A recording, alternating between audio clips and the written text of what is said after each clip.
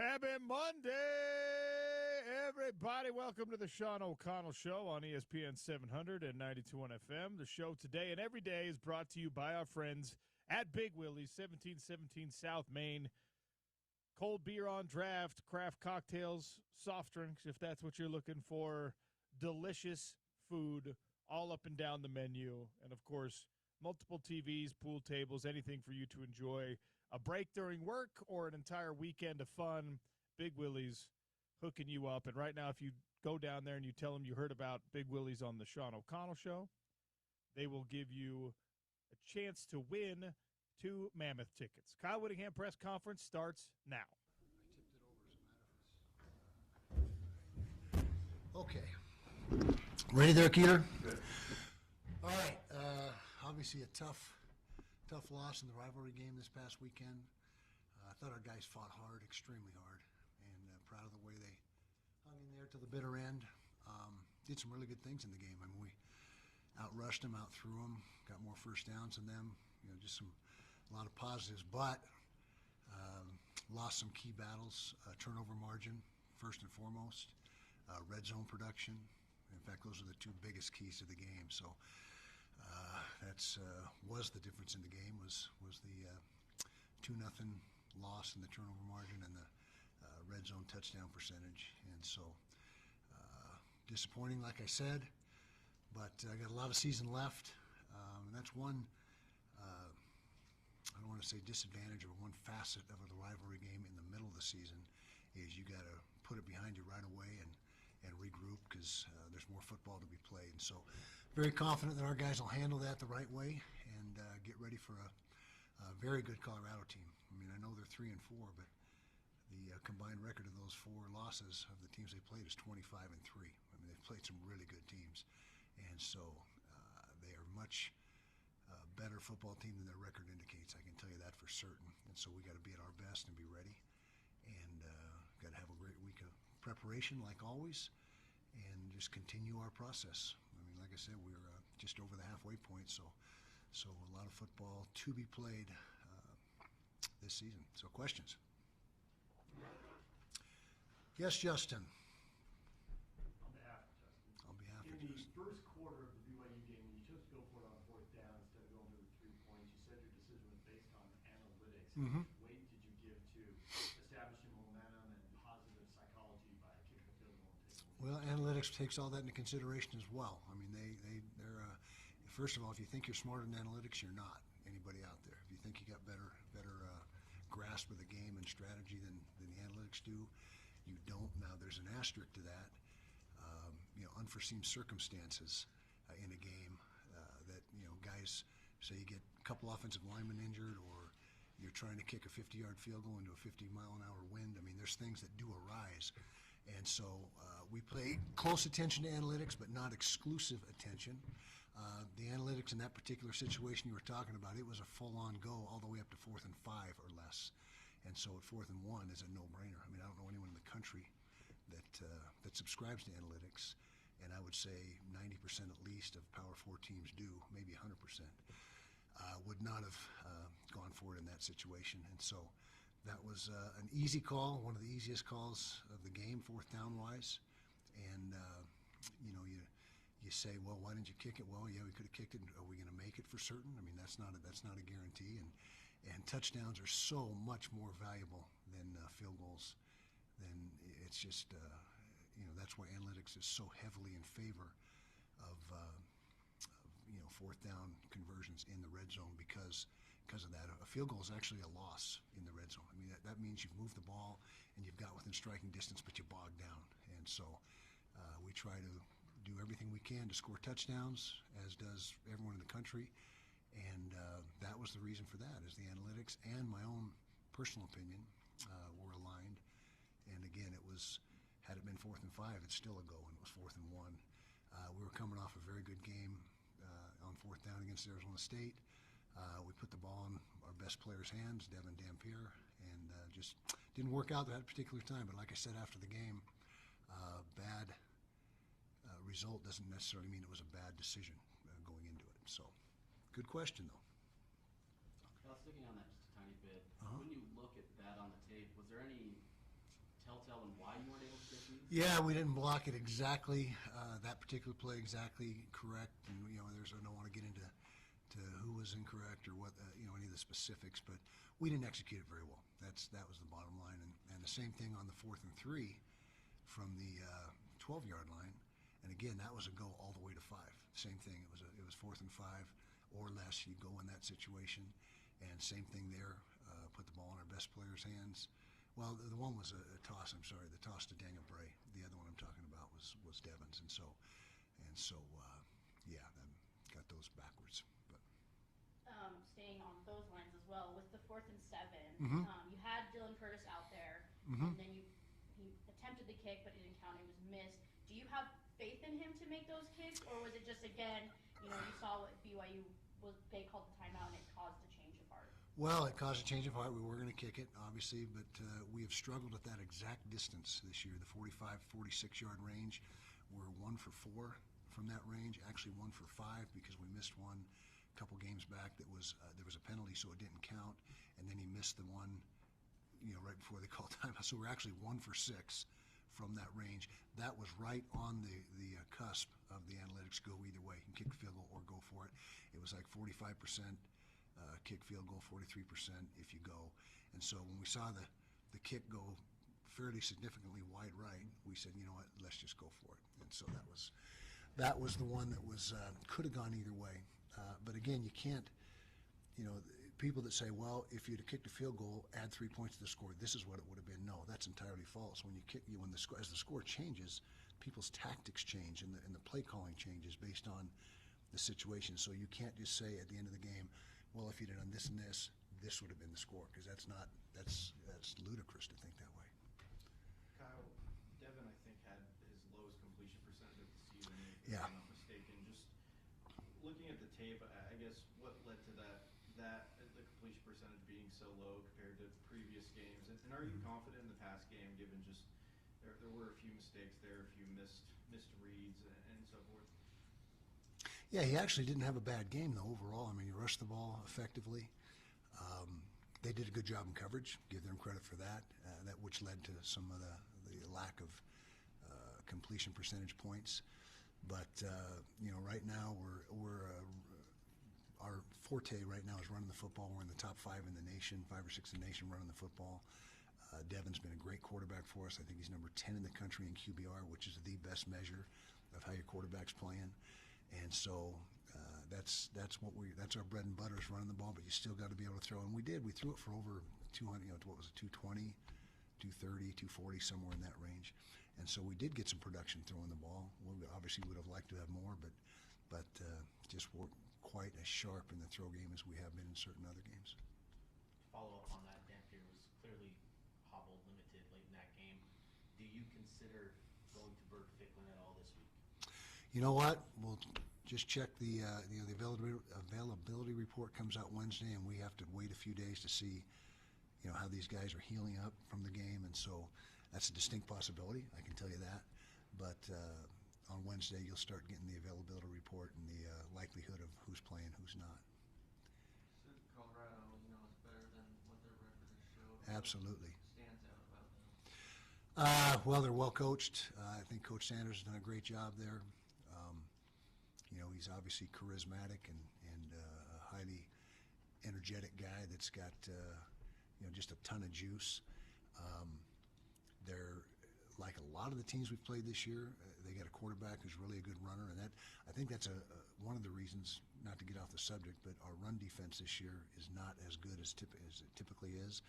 And I think a big reason for that is we've seen so much Q run game in the first 7 games of the year, and this is another guy that runs the ball exceptionally well, and that's their one of their best attributes. They've also got a really good red zone. They're 72% red zone touchdown percentage, which is outstanding, and so they're doing a lot of good things. But the quarterback run game is probably right towards the top of the list of things we need to be concerned with this week.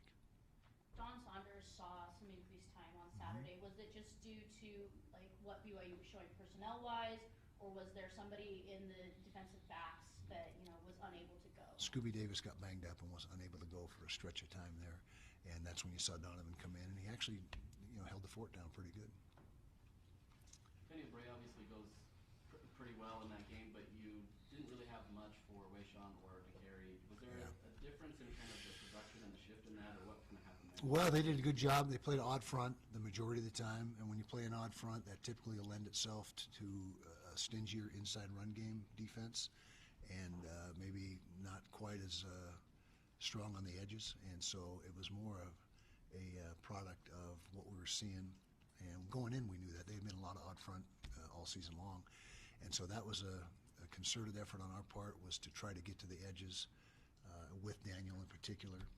And I think that really paid off for us. We had some really good runs, although the fourth down was obviously a disappointment. But other than that, it was very productive for us. This is a two-part question.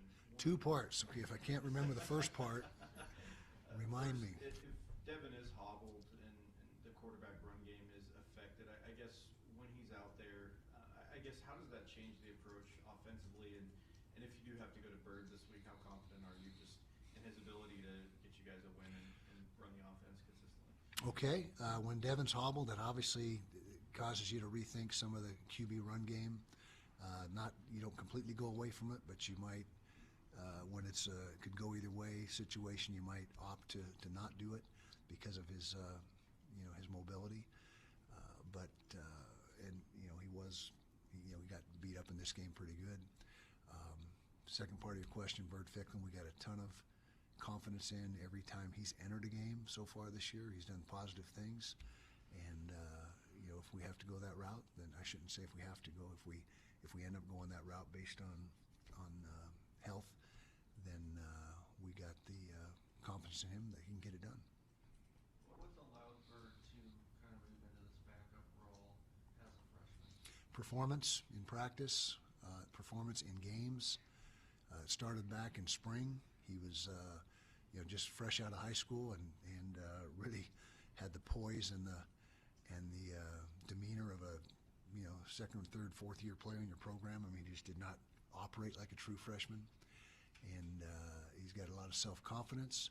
He's got a lot of ability, just physical ability. He's an excellent athlete, a really good runner, throws a really good ball. In fact, he's 9 for 9, I think, on his 9 throws this year so far. And so he's a guy that has showed nothing but a lot of promise ever since he set foot on campus. Got time for two more right there. I'll stay after for an analytics conversation. If you want that. I can get you the whole thing. I mean, it's pretty interesting.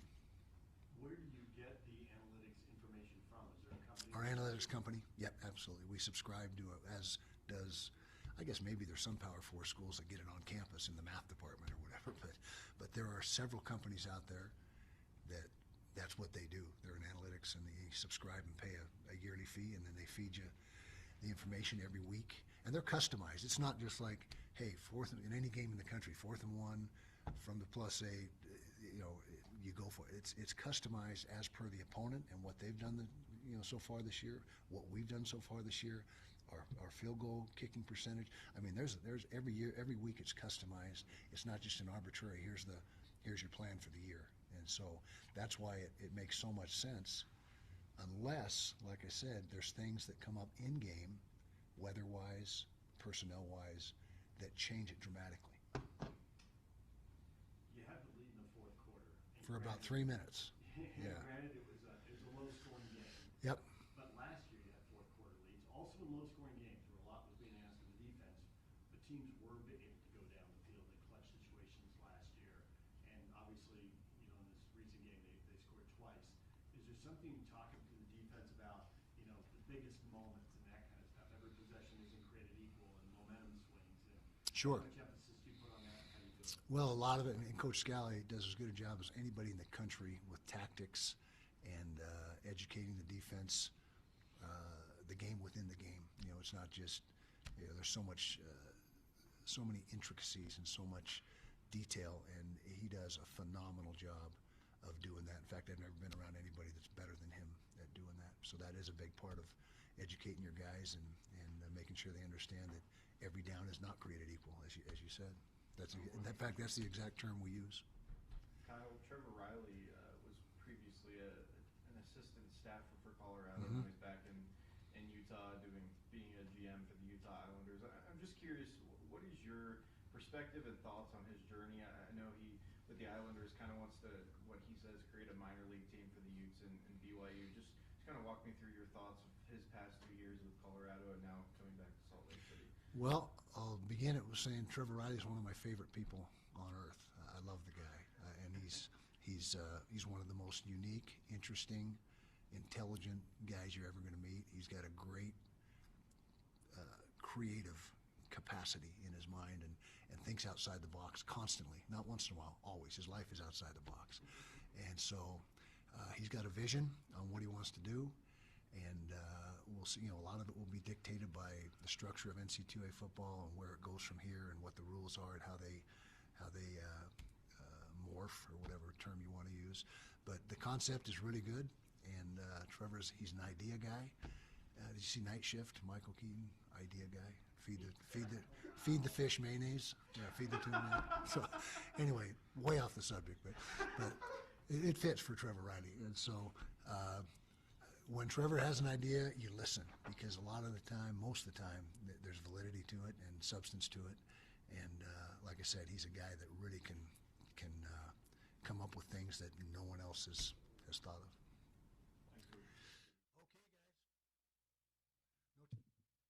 All right, that is the Kyle Whittingham press conference.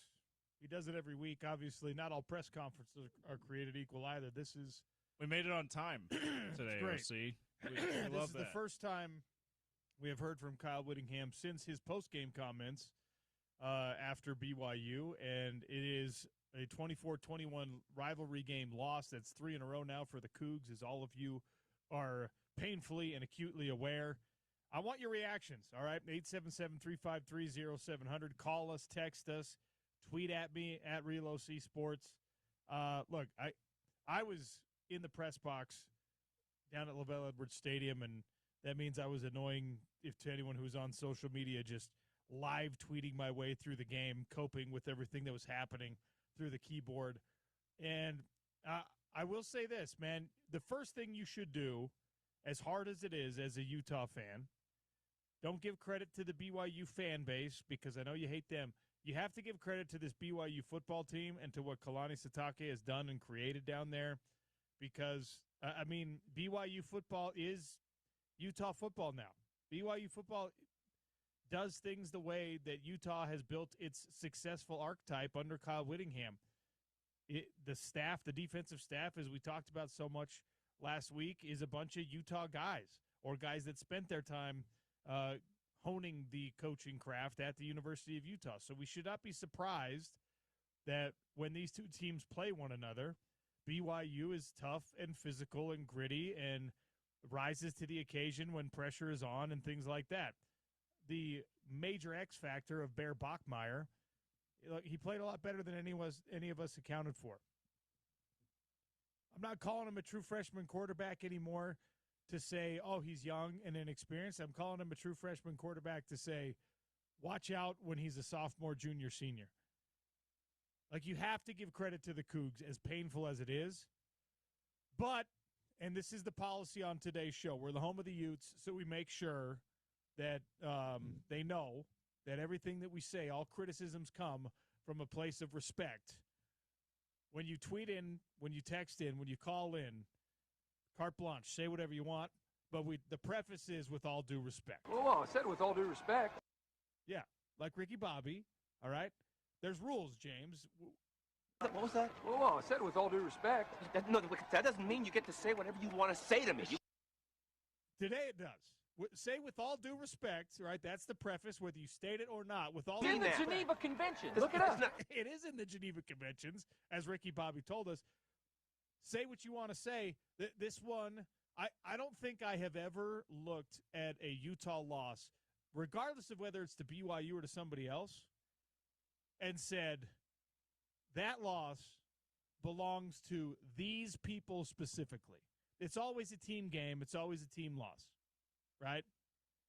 I don't think I have ever watched a game with the lens that ended up being placed over this holy war and said, that is his fault. And when I say his fault, I'm talking about like 4 different players, and not even for the whole game. I'm talking about in different situations, which is the luxury of being a radio host instead of a player on the team, instead of being a coach in the booth or a coach down on the sideline. And in the press conference, you heard Kyle Whittingham say, hey, it's absurd to think that the field goals are guaranteed, or that if you take the points, it doesn't change the dynamic of the game, or, like the strategy doesn't change based on who has a lead and who doesn't. The analytics told us to go is something I never want to hear from a 20-year head coach again. I don't. I have a long and established track record. Whoa, I said with all due respect. Of being a Kyle Whittingham supporter, and in sometimes probably even apologist, and I have ranted on both sides of the equation so many times. But here's the thing. Kyle Whittingham has been a part of this rivalry. He said it on ESPN, he said it on Fox on game day as a guest, right? On game day, the big noon kickoff, Urban Meyer just like, tell us what this rivalry is about.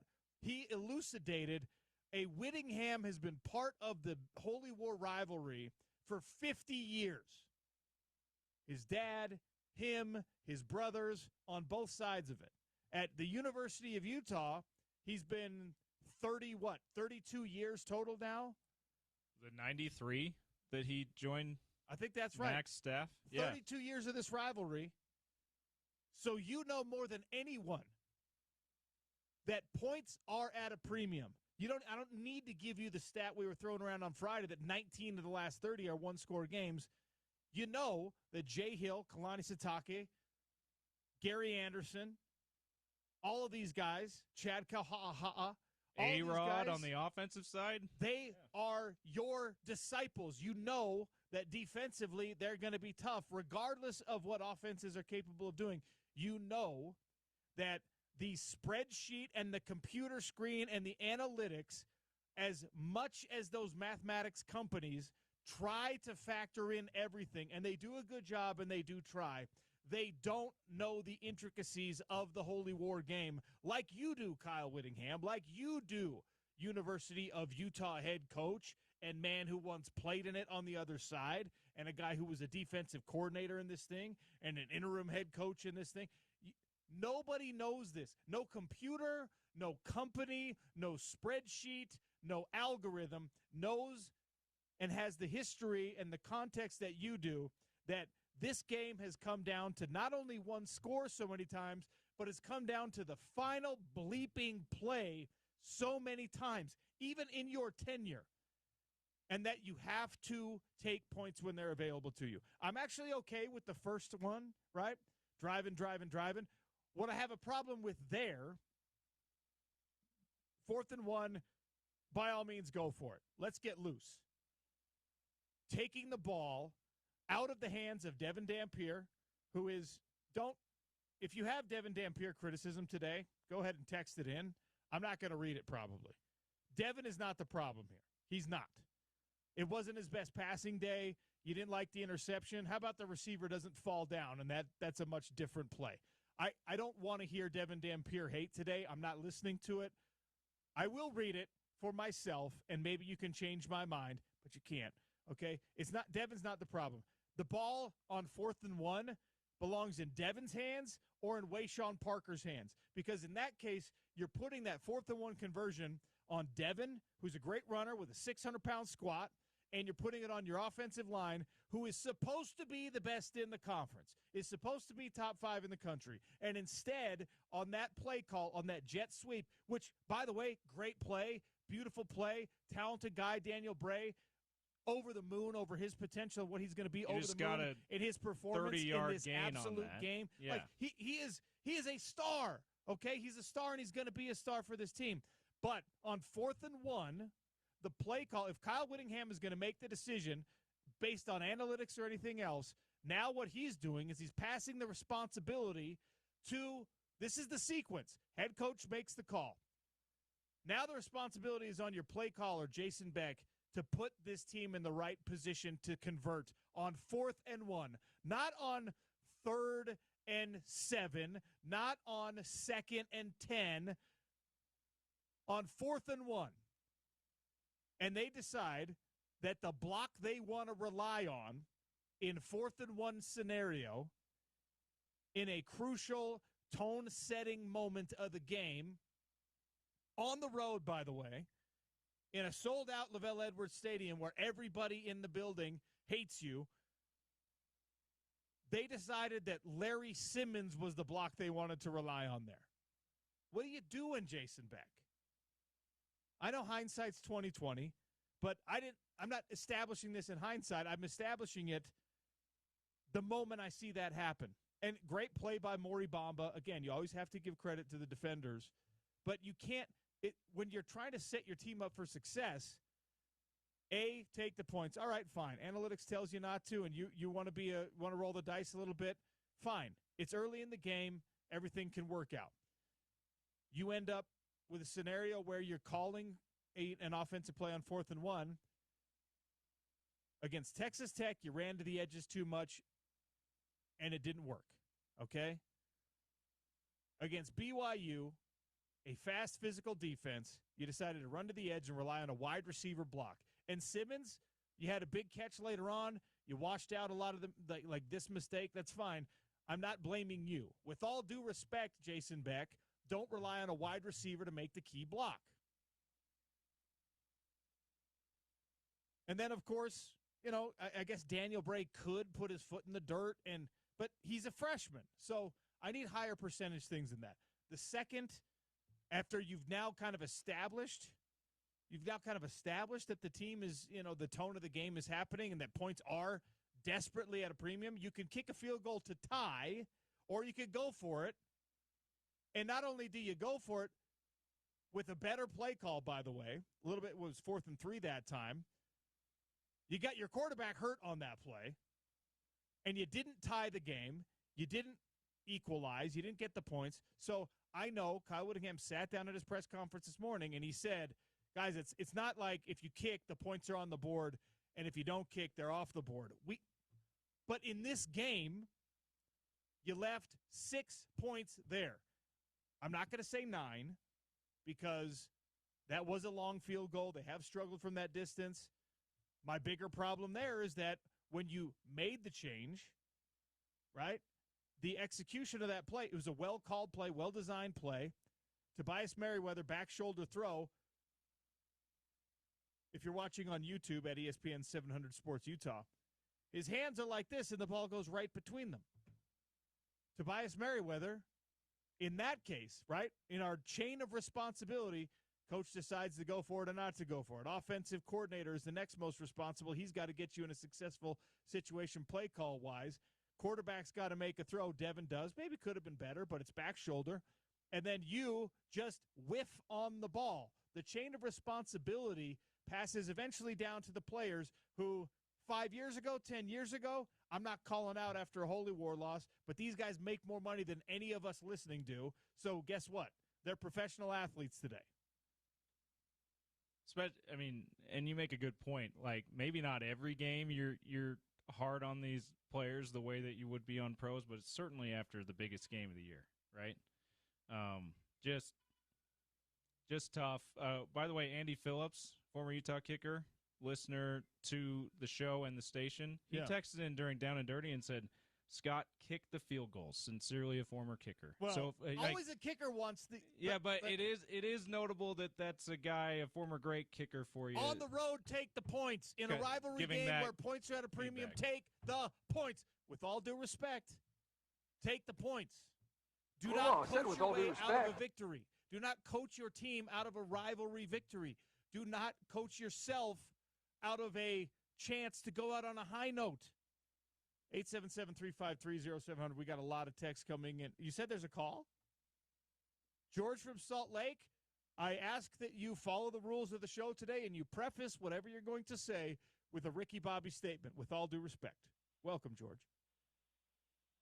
Yes, this is just a comment. There's a photograph, I'm sure it's on the internet, where it shows the play where the BYU quarterback runs into the end zone from 30-something yards out and makes their last touchdown. This photograph shows two offensive line players for BYU. One was holding one player by two hands of his jersey, the other one by one hand. It was blatant holding, and the referee, I'm sure, was back there, saw it. Nothing was called. I blame some of the slots on lousy reffing. Okay. They had a couple of makeup calls. When a ref does makeup calls, you know it's toward a lousy ref game. Okay, thank you, George, for the call. I reject wholesale that the referees were responsible for this loss. I understand why Utah fans I said with all due are respect. airing that grievance. And listen to me. There's holding on every offensive play in all of football. There is. Okay? If you do this thing as a fan where you start to screenshot or you start to microanalyze whether or not somebody's jersey got tugged in the box here or there, you're never going to be happy as a fan. Were there holds that were missed on BYU's offensive line? Yes. Were there holds that were missed on Utah's offensive line? Also, yes. Was there holding in the defensive backfield for Utah and for BYU that was called? Yes. That was missed? Yes. The referees in this game did not have their best day, but guess what? They messed it up on both sides. They called some stupid makeup calls. Yeah, they did. And there's no referee in the world that can tell me that wasn't a makeup call. There were some pass interference calls against BYU late on the Utah scoring drive, eventual scoring drive to bring them within 3 that were not like – there was a missed hold. There was a missed pass interference here or there. That is football. Don't do this, Utah fans, where you say it's the refs. It was the refs that did this. No, it wasn't. It was not there. And by the way, I'm glad George made this call because, man, I'm so fired up right now. Yeah, you are. Let's go. There was on the Bear Bachmeier Lander Barton targeting play, okay?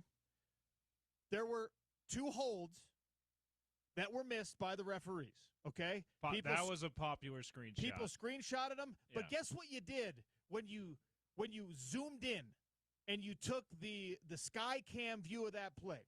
Guess what you did, Utah fans? You highlighted and you circled on the telestrator. Oh, look, and RG3, I guess, did the same thing on the broadcast. Look, these are 2 missed holding calls. You know what else you did? Is you showed me in detailed relief and mega zoom Teo Johnson completely giving up on the play. He had Bear Bachmeier dead in the backfield, sacked, done. Lander Barton, the hit never happens. Okay? If Teo Johnson finishes the play, I don't know if he thought he heard a whistle. I don't know if he was banged up and didn't want any more contact. He was worried about someone falling on him. Teo, come on the show, 877-353-0700. Come into the studio and tell me what the bleep happened on this play. You are in position to take the guy down, put him behind the sticks, and keep your defensive captain on the field by making the play. And instead, we saw it in slow motion. We saw it in mega zoom. And every Utah fan wanted to be like, look at this. They missed the holding calls.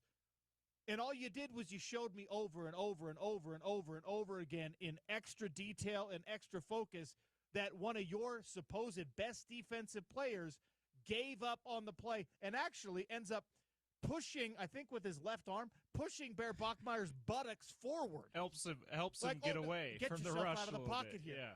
Oh, man. What?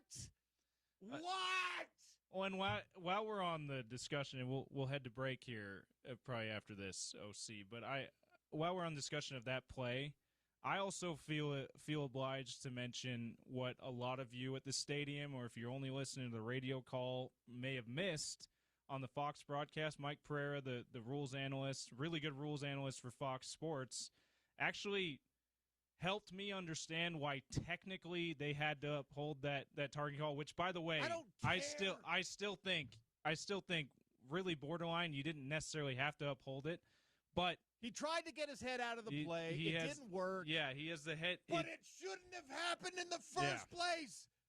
Make the play. You're a safety who's supposed to be all conference and headed to the NFL, and you gave up on the play. Why is that happening in a BYU Utah football game? I was a terrible college football player. I understand I couldn't have done it. I'm not in that position in the first place. You are. You are that guy. Did you think you heard a whistle?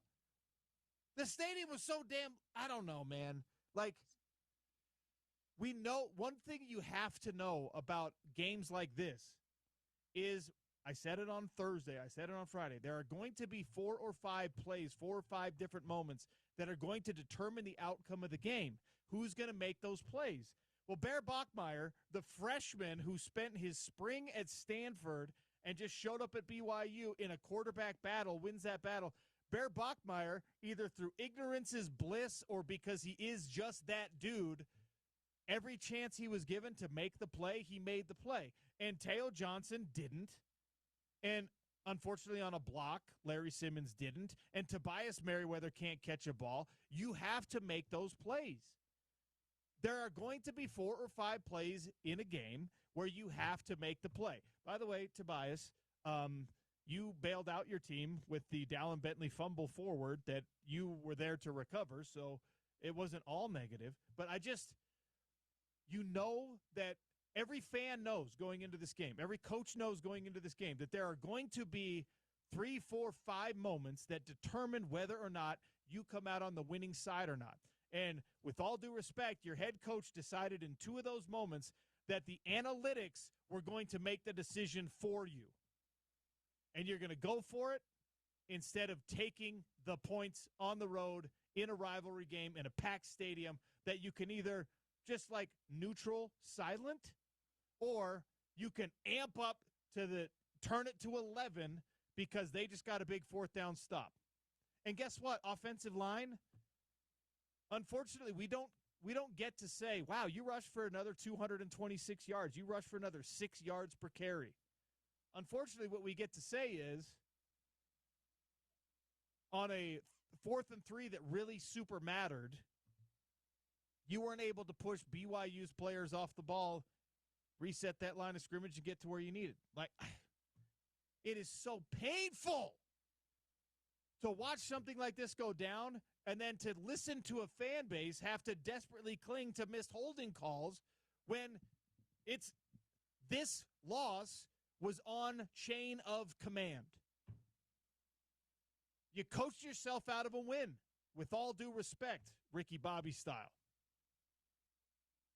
What was that? Oh, I said with all due respect. That doesn't mean you get to say whatever you want to say to me. Why did you let go on the sack? With all due respect, explain yourself. Yeah. And, with all due respect, why did you get a holding call that negated an interception? With all due respect. Like, one thing rough night for Teo, man. And look, Teo Johnson this year is going to net out as an extreme positive for Utah football. But the greats that have been through this program, when you look at how they performed in a Holy War game and a conference championship game, if they were given that opportunity, right? Like, those are the games that your best guys have to be at their best. And what you're about to allude to, typically they have been in those games, the greats of this program. And unfortunately, the last couple of years, some of the greats of this program have had some bad nights on the biggest game of the year. And thus a 3-game losing streak, now back-to-back years losing streak.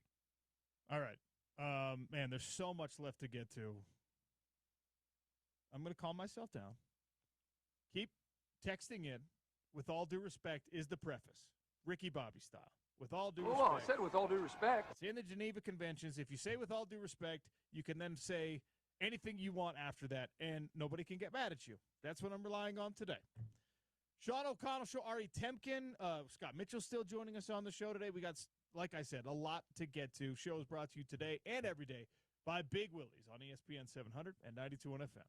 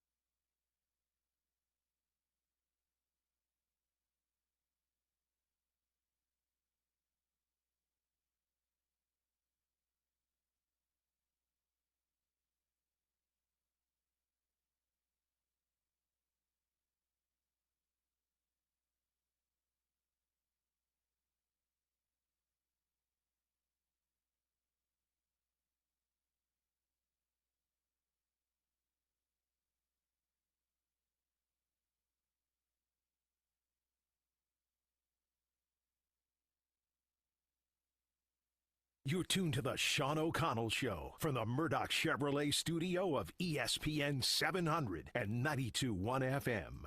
Sean O'Connell Show continues on a Monday post-Holy War. We welcome in Ari Temkin, Big 12 Insider, Big 12 Today on TuneIn Radio. He is at Big 12 Basketball Media Days. I'm sure we'll find time to get to that at some point. But, of course, Ari, first, welcome to the show. How are you? I'm great, OC. How are you, buddy? I'll be honest, the entire Utah Association and fan base and everyone who's ever worn red is kind of licking their wounds over the weekend and today after another painful loss in the Holy War, making it 3 in a row for BYU. And it wasn't only the fact that they lost, it was why they lost in this one that I think really bothers the fan base. But as the outsider looking in, give me your thoughts on BYU's victory in Provo Saturday night. Yeah, I mean, I think there are probably a lot of targets of said vitriol. I would imagine most Utah fans are going to start with their head football coach, with some fourth down decision making in this game that is definitely questionable. I mean, there were 3 drives for the first 3 quarters of this game where Utah averaged about 10 plays, 60 yards, and about 4 minutes a clock with 0 points. I think if you look total, it was like 194 yards, 30 plays, and 14 minutes a clock without any points over the course of multiple drives. They went 1 and 5, 1 for 5 on fourth down overall. So, and everybody points to the 4th and 7 as being the biggest, most egregious one. Look, I get it, right? Those are easy points, and in a game that's really close, you're going to second guess that. But I also understand the mentality of going for it in those situations. I think, if you're complaining about Devin Dampier, you're complaining about officiating, like certainly all of those pieces play a part of this, but ultimately, I mean, BYU and their running attack is dominant, and they've been like that all year. We know that Utah at times has shown a dominance of the running attack, but L.J. Martin is leading the Big 12 in rushing right now, and with that offensive line and Bachmeier's decision-making, that's why they won this game. And so they are firmly in control of the Big 12 now, the only undefeated team left in the Big 12 Conference after what happened with Texas Tech and Arizona State. It is a tough stretch for BYU on the schedule now, and we've talked about this. You kind of need there to be an elite, undefeated, maybe one-loss team in at least one half of the conference championship.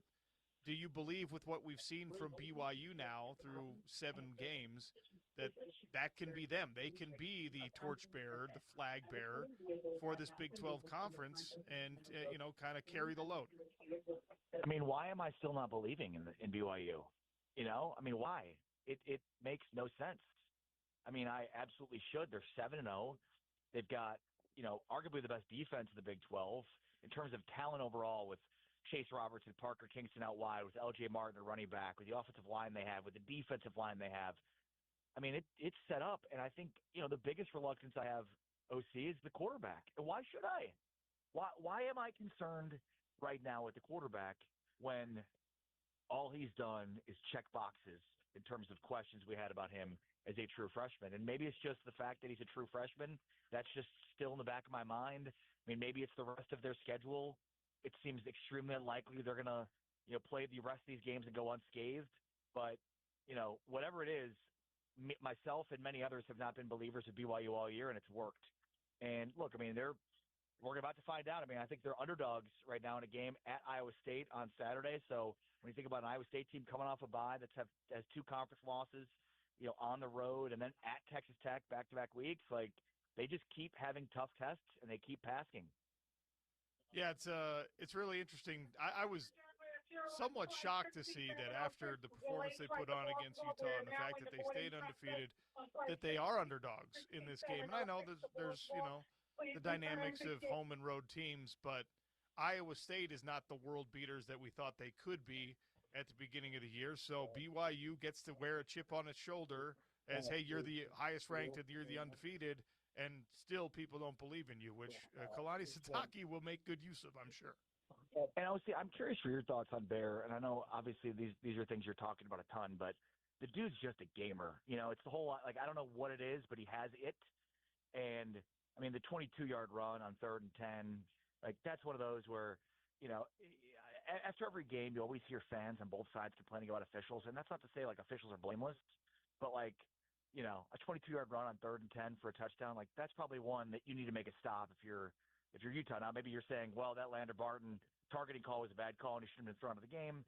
But I'm just saying, like, there are plays to be made in this game that Utah did not make, and conversely, BYU did. And I think with Bear, like, he just, you know, he's going to make mistakes. He's not going to have the best passing numbers, but like, he just leaves it all out there. I don't know how else to describe it. Like, I don't know what it is, but he has it, and he plays well. He looks a lot like he's not 19 years old. And he's just, I mean, he runs like a bear. Dude's tough to tackle, and I think that 22-yard run was everything. I mean, obviously, from a Utah fan's perspective, it was, you know, it probably made you want to puke. But after he hit that 22-yard run for a touchdown in 3rd and 10, that place was up for grabs. That was, like, as good as we've seen any Big 12 environment in a long time. And I think, again, I know Utah was on the other side of it, but that was as good of a scene as the Big 12 has. And I think when BYU joined the conference, that was one of those moments where it's like, this is what's possible. I know that Bear Bachmeier is a freshman, and so you have to make the statement that, a true freshman quarterback. But we've now seen him in, you know, games against good teams, and Utah was the first really good team that he had to beat. But, you watched, Ari. The Utes got to him early, right? First series of the game, he gets sacked. Whether you think it was targeting or not, he got his bell rung on that Lander Barton hit.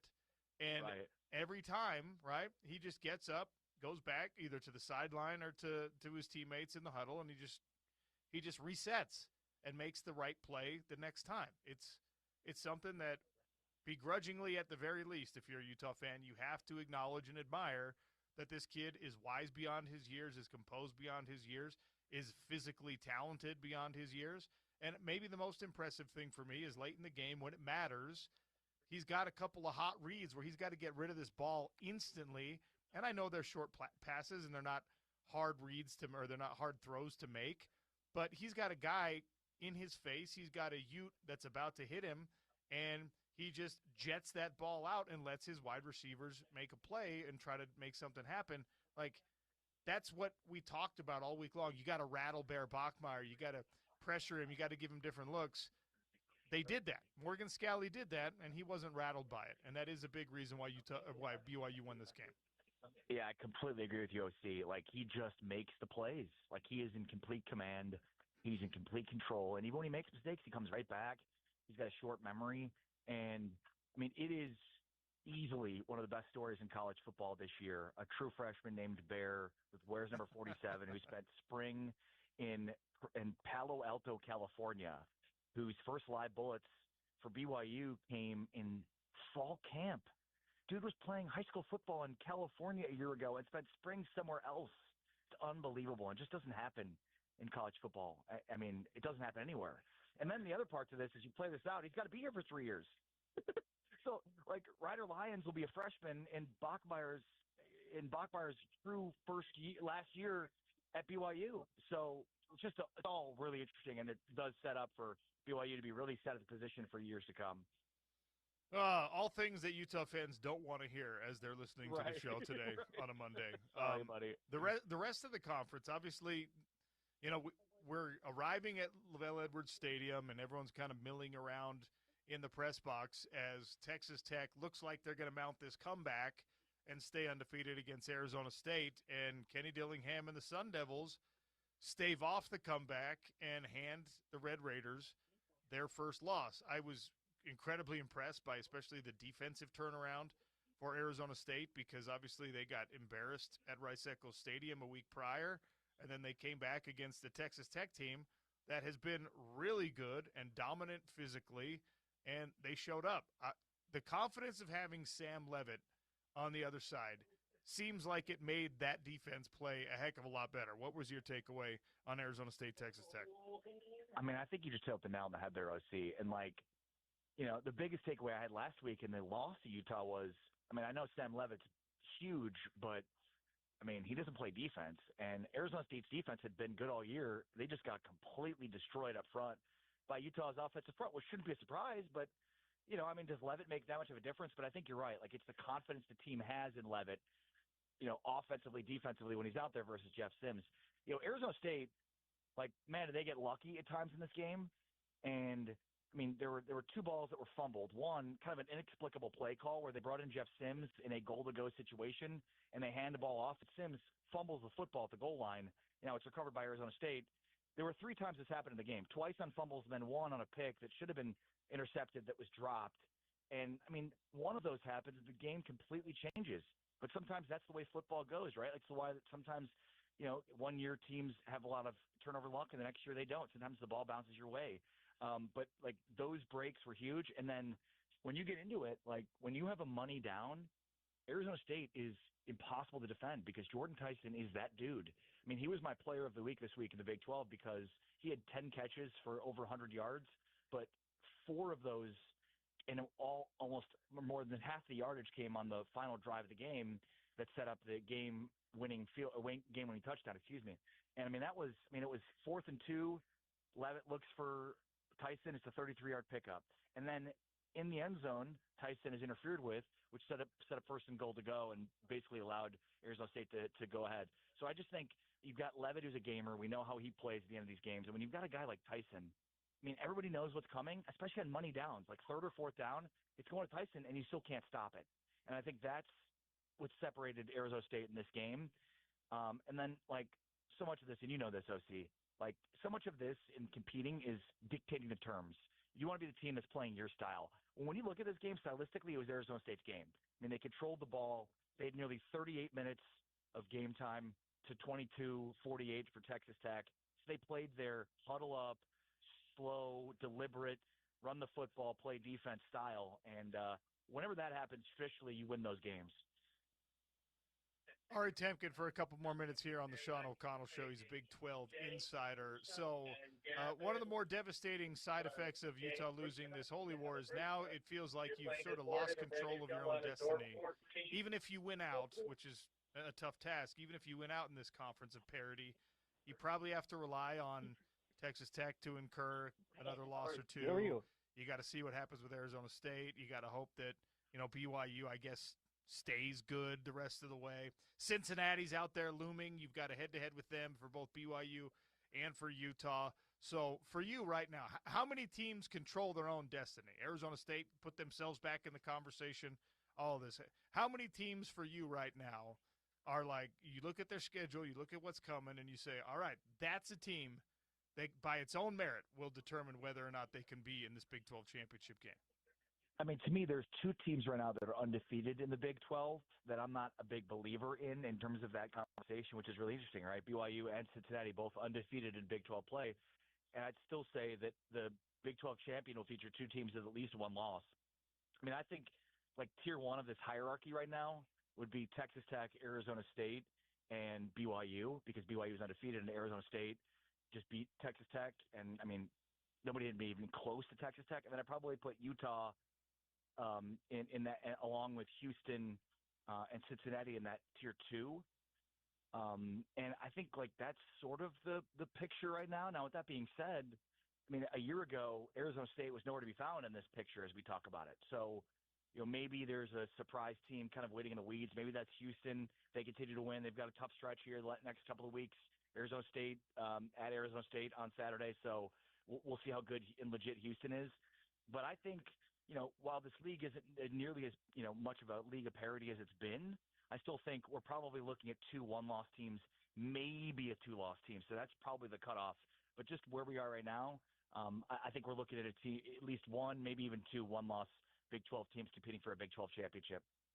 All right, as I already stated, you're at Big 12 basketball media days, and there's hope springs eternal. There's new light in the eyes of Utah running Utes fans because Alex Jensen is back to be head coach of this program, and he's starting his rebuild, and there's turnover on the roster.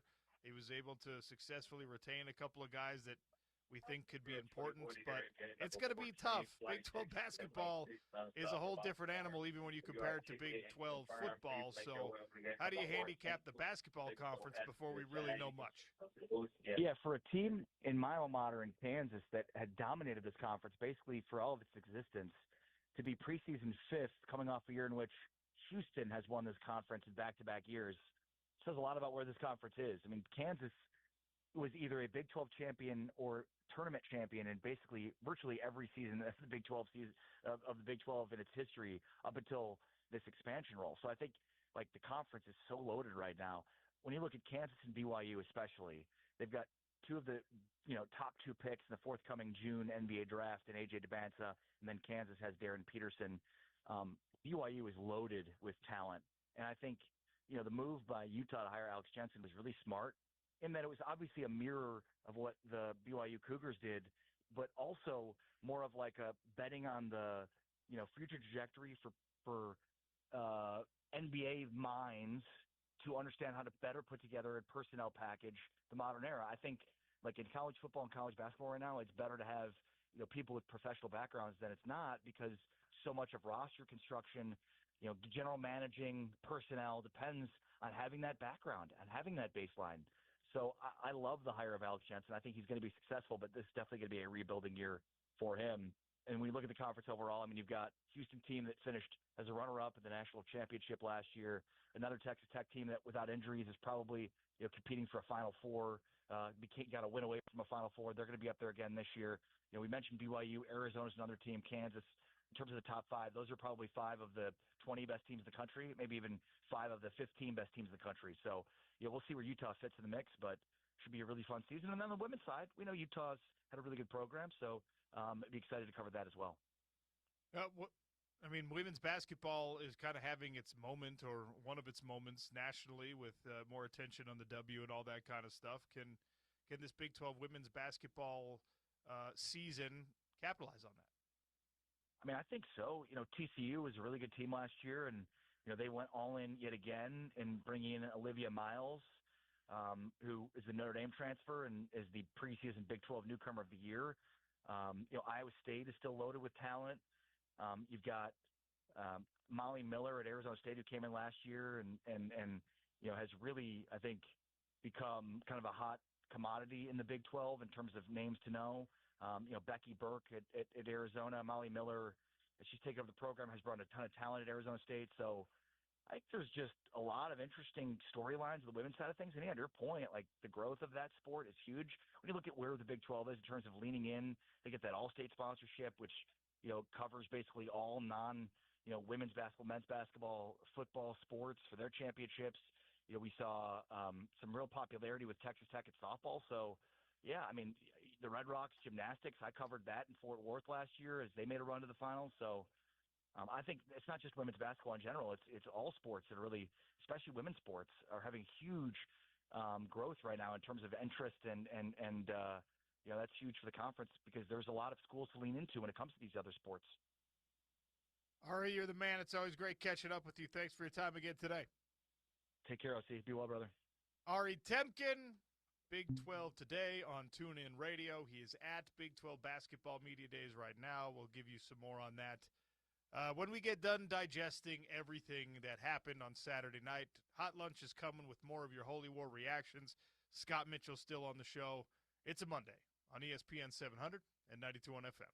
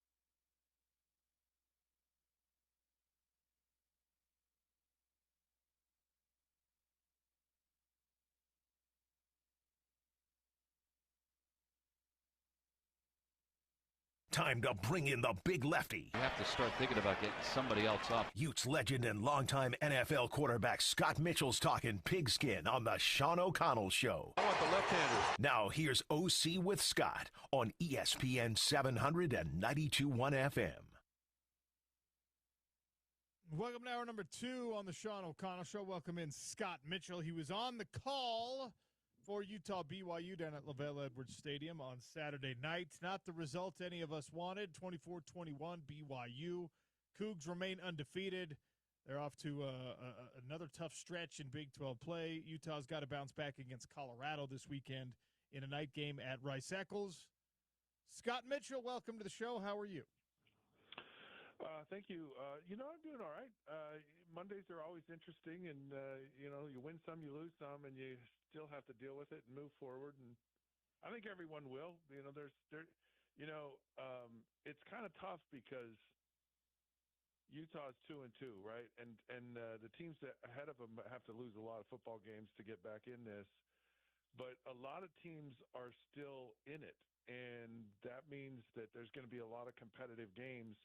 So there still is there's a chance. There's a chance that Utah could get to the conference championship. It's going to be tough, but I think with all the competition and you have Houston, you have Baylor, you have a lot of schools. You got Kansas State, so they're still in it, and that's not counting the Arizona States and Texas Tech and Houston and Cincinnati and BYU and Iowa State. There's a lot of schools, so anything could happen and probably will.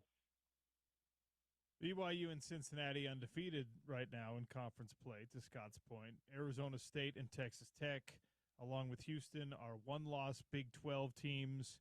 Again, all conference play. And then Iowa State, TCU, Baylor, Kansas State, Utah, Kansas, to this point in the season, are all 2-2 in conference play. So right now, Arizona, UCF, Colorado, West Virginia, and Oklahoma State are really the only teams that have either very little or no chance of getting into the conference championship game. Everybody else is still in it on some level. So I guess there's a silver lining right off the top of this conversation. Scott, do you take the dang points or do you go for it on 4th and short multiple times in the red zone? In talking to Coach Whittingham, he's like, look, we do these analytics, and it says to go for it, and we follow it, and we believe it, and we trust it. And as I thought about this over the weekend,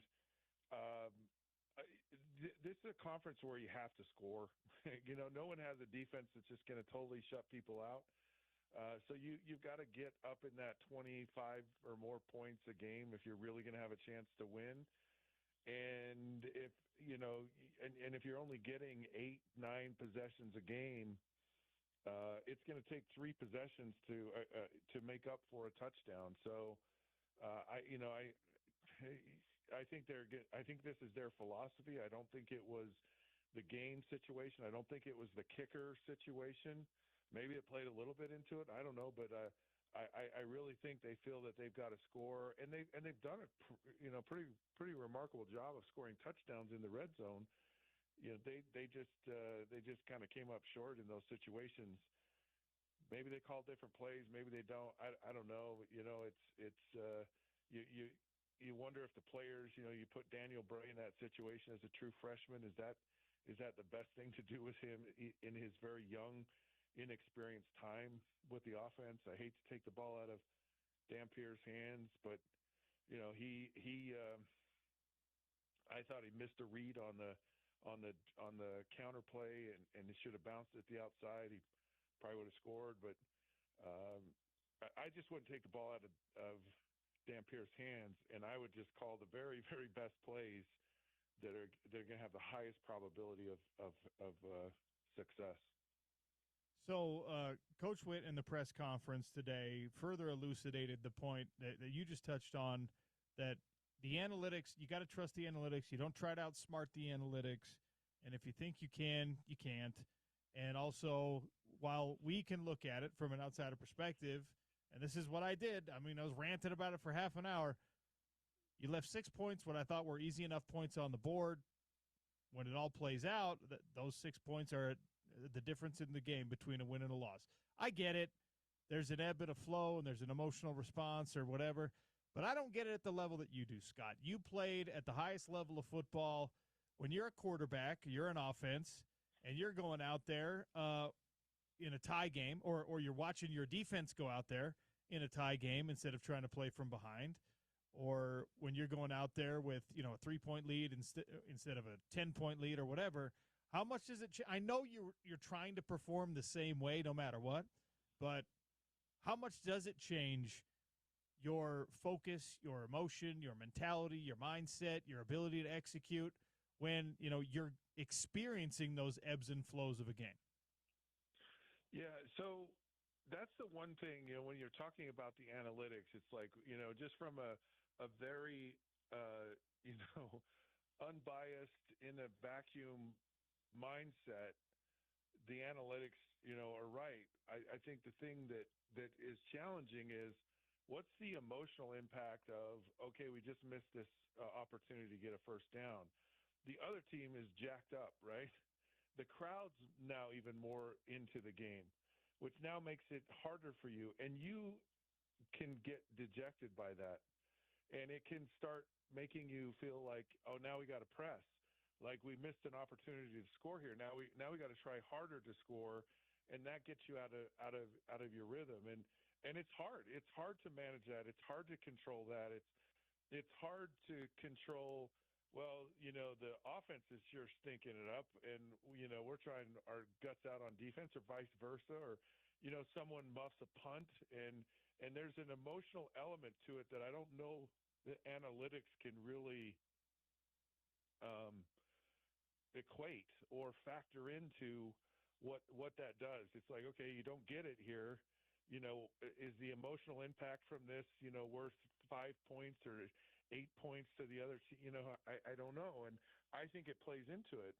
And it's really hard, and you've got to be a really mature person. You've got to have a lot of experience to be able to manage the ebb and flow of things. I mean, you look at the New York Giants have a 26-point lead in the fourth quarter, and they somehow find a way to lose that game. And a lot of it is you let your guard down. You go, oh man, we got them. We're up 26.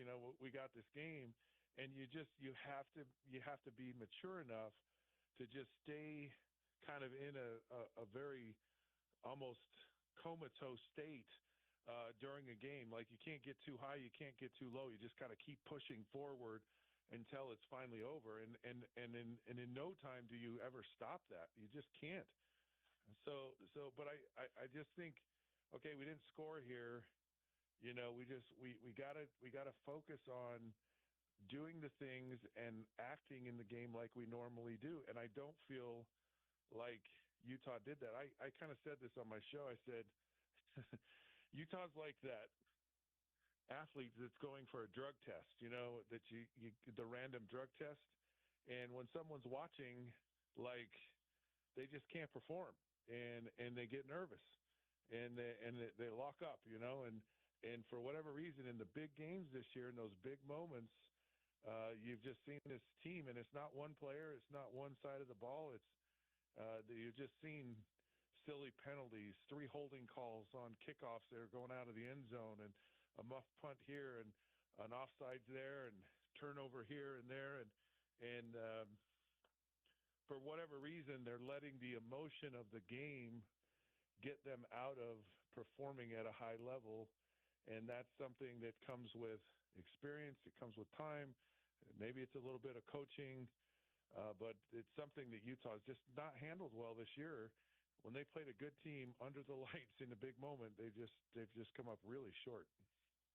So one of the many frustrating things that we noticed in this game, or I noticed in this game, I shouldn't put it on anyone else, that also happened in the Texas Tech game, was when you're in the fourth quarter, when the game is really coming down to it, and the offense finally creates something, grabs a little momentum back, silences the LaVell Edwards Stadium crowd in this case, or brings the Rice Eccles crowd back into it in the Texas Tech case.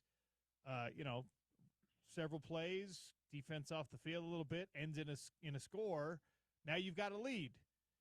And this defense that has held its water and made it a game for 3.5 quarters then allows the opposition to march down easily, efficiently, whatever, and get a responding score. It's like, how when you should be feeling your best, do you play your worst? Right now you've got a lead, and that's supposed to be easier for a defense. And now twice, again, like you mentioned, on the big stage, we've seen it happen where the offense finally does what it needs to do, and then it's the defense that lays an egg. How do you respond to that as an offense? How do you respond to that as a team? How do you address that as a coaching staff? Well, it's certainly frustrating, and it's really kind of an individual thing. It's so much about now is the time you just kind of got to really dial in and almost relish the moment. Say, this is what we've waited for, because so often, and it's this emotional, maturity that you have to have when the game changes like that, and the maturity is like, yeah, we're going to go out on the field now and win this game, defensively, and we've got the lead, and so it's like you play with more gusto, with more intensity.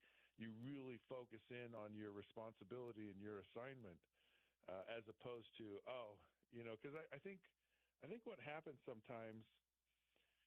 I've talked about this before, and I actually talked about it today. I'm glad you brought this up about that. You're chasing. You're almost trying to get your head above water the whole game. You're like, oh man, we're not playing very well today, and we're out of sync, and so you're pressing and you're pushing and you're and you finally get that lead, and there's an emotional drain on you when you play that way. It's not only just the physical effort to play the game, but emotionally you're in overload, just trying to live up to the moment, and then all of a sudden you get there and there's this tendency to kind of relax. And I think it's because you've just expended so much emotional energy to get to that point, and then it's like, oh shoot, now we got to go out and finish the game.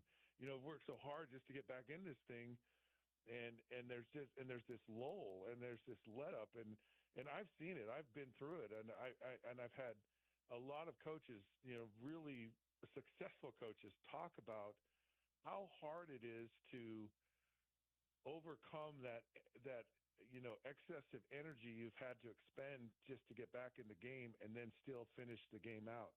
You see a lot of teams they'll fight through a season, and they get to the playoffs and they just got nothing in the tank anymore, because every week was such an emotional, it's a win or go home kind of mindset, and after a while it just there's nothing left for you, and it just takes its toll on you. And I think that's kind of, it appears to be what's been happening with this team. How you correct it, how you fix it is hard. It takes a really tough human effort to do that. I mean, look at Sam Levitt at Arizona State last week against Texas Tech, and you just saw that grit and that determination. Like, this is a tough game and it's an emotional game, but I'm going to somehow find a way to just make plays and win this game at the end. And you especially have to have that toughness in this league where, you've listed out how many teams are still in the race to go to the conference championship. This is a very balanced, very parodied conference. And so you got to be at your best, and you got to find a way to get to your best to close out and finish games. Scott Mitchell is my guest here on the Sean O'Connell Show. Color analyst on the Utah radio broadcast, and of course he's the host of Down and Dirty, which immediately precedes this show on ESPN 700 and 92.1 FM. So we just had a conversation with Ari Temkin, who watches the whole Big 12 very, very closely, and he's like, I don't know why, but I still don't believe in BYU. Now, coming from an outsider, it doesn't sound like you're just being a hater, right? If we say that, we might just sound like haters because, we're the Utah thing. But are you a believer in BYU now that you've seen them up close and personal, now that they're 7-0 on the season? Bear Bachmeier doesn't play like a typical true freshman. Is this a team that you think can win a Big 12 championship? Well, that's the name right there, right? What they do at BYU, they play really hard. They understand their assignments. They know that defense really well. They play hard in that defense. I wouldn't say, wow, these guys are world beaters. It feels like Utah when it's kind of at its best. And so, but the thing is when the quarterback he's just a winner. He's just a guy that finds a way to win games, and it's not always conventional, may not always be pretty, but it's consistently. And I don't care the opponent. They've had to come back in Colorado and overtime against Arizona. Those schools are still fighting, and they still have good players, and it's competition. But it's like he's seeing how to win, and that builds confidence. I don't care who it's against. When you say, "Hey, I know I can do this," and you believe that, it's like 90% of the battle. So I wouldn't count BYU out simply because the quarterback can do things. Like, he can throw the football, and he made some big time throws. There was a throw. The fade route in the end zone was like, just as a guy who appreciates a good throw, that was a good throw. That was an NFL throw right there. And so many college quarterbacks can't do that or don't do that. And the location of the pass was, spot on. And I believe the last drive they went down to go ahead in the game, he made, two really big throws. And then, of course, the runs. And anytime you have a quarterback who can make plays for you, yeah, you're in it. And you have a team that doesn't beat itself, and you have a team that plays hard, you're going to be in a lot of games. Now, it's going to be tough. I mean, they're on the road. The three biggest games they have left on their schedule, they're at Cincinnati, they're at Iowa State, they're at Texas Tech. That's not going to be easy, but there's certainly a team that, when you kind of they've got so much momentum going on their side right now, so much confidence, they feel like, hey, we can win against anyone. Texas Tech lost to Arizona State this weekend, and we started our conversation here talking about how everyone, still kind of has a shot, and BYU's in most firm control of its own destiny. Utah still is in this thing.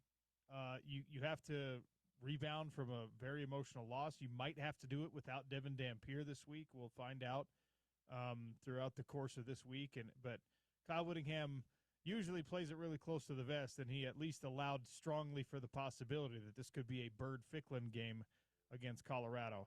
I love what we've seen against Bird-Ficklin, but given the context of, how important a game like this is, and then Cincinnati right after that, where is your confidence that this team can bounce back, and if they have to bounce back with a true freshman quarterback, can do so? Yeah, I think, look, the running that Devin Dampier has done, a lot of it, Bird-Ficklin can do, and it may be in some instances better. Bird-Ficklin has a stronger arm, may be a better passer at the end of the day. From what I've seen, the upside of Bird-Ficklin looks pretty good. He's a guy that when he's learning and figuring things out, he can still be productive because he can run, he can scramble. If he screws up on a play, he can just run. which to me was kind of the invention of the dual threat quarterback, if you want my opinion. But I think he's very capable. And if Devin Dampier cannot run, he's not that effective. And with good games coming up, and it's not just running; he's better outside the pocket throwing. So if you can't do that very well, you can't get outside the pocket. If he's just going to have to sit in the pocket and throw the football, and if he's not a quarterback by design run, if they do what they did in the game where when the quarterback run was in, they put Bird-Ficklin at quarterback, you do that, and you clearly, it's a tail sign of what it's going to be. So you may be a lot better off if you don't have Devin Dampier at 100% to put Bird-Ficklin in the game. This was kind of, I don't know, because of the hotly contested nature of the game and things, the Salt Lake Tribune this weekend reported that Caleb Lomu was offered $1.5 million to transfer to BYU this offseason, and it was kind of this flash in the night type of offer. Hey, it's on the table for 24 hours, whatever. And it was reported on rivalry day. We know that there's tampering in college football. We hope, I think, most of us probably hope, that when you're talking about two coaching staffs that know and respect each other, that is maybe lessened in this rivalry compared to some others. But how much should we pay attention to that report? Well, I think from what I know and about NIL and negotiation there and the deals that are happening, there's a lot of shenanigans that goes on, and maybe it's an offer that was put on the table not with real intent, with the idea of upping the price of Caleb Lomu's number that he would get at Utah. I know that goes on.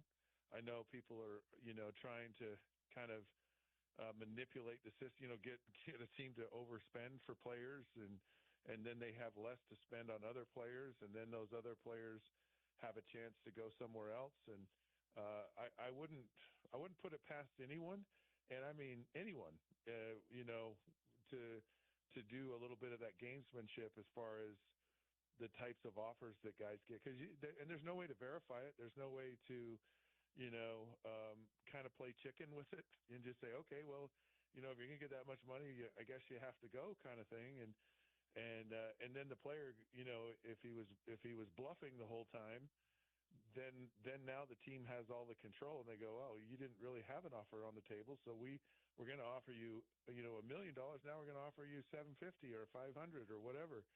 So it's a dangerous game, but it's one that I absolutely 100%, Sean, know goes on.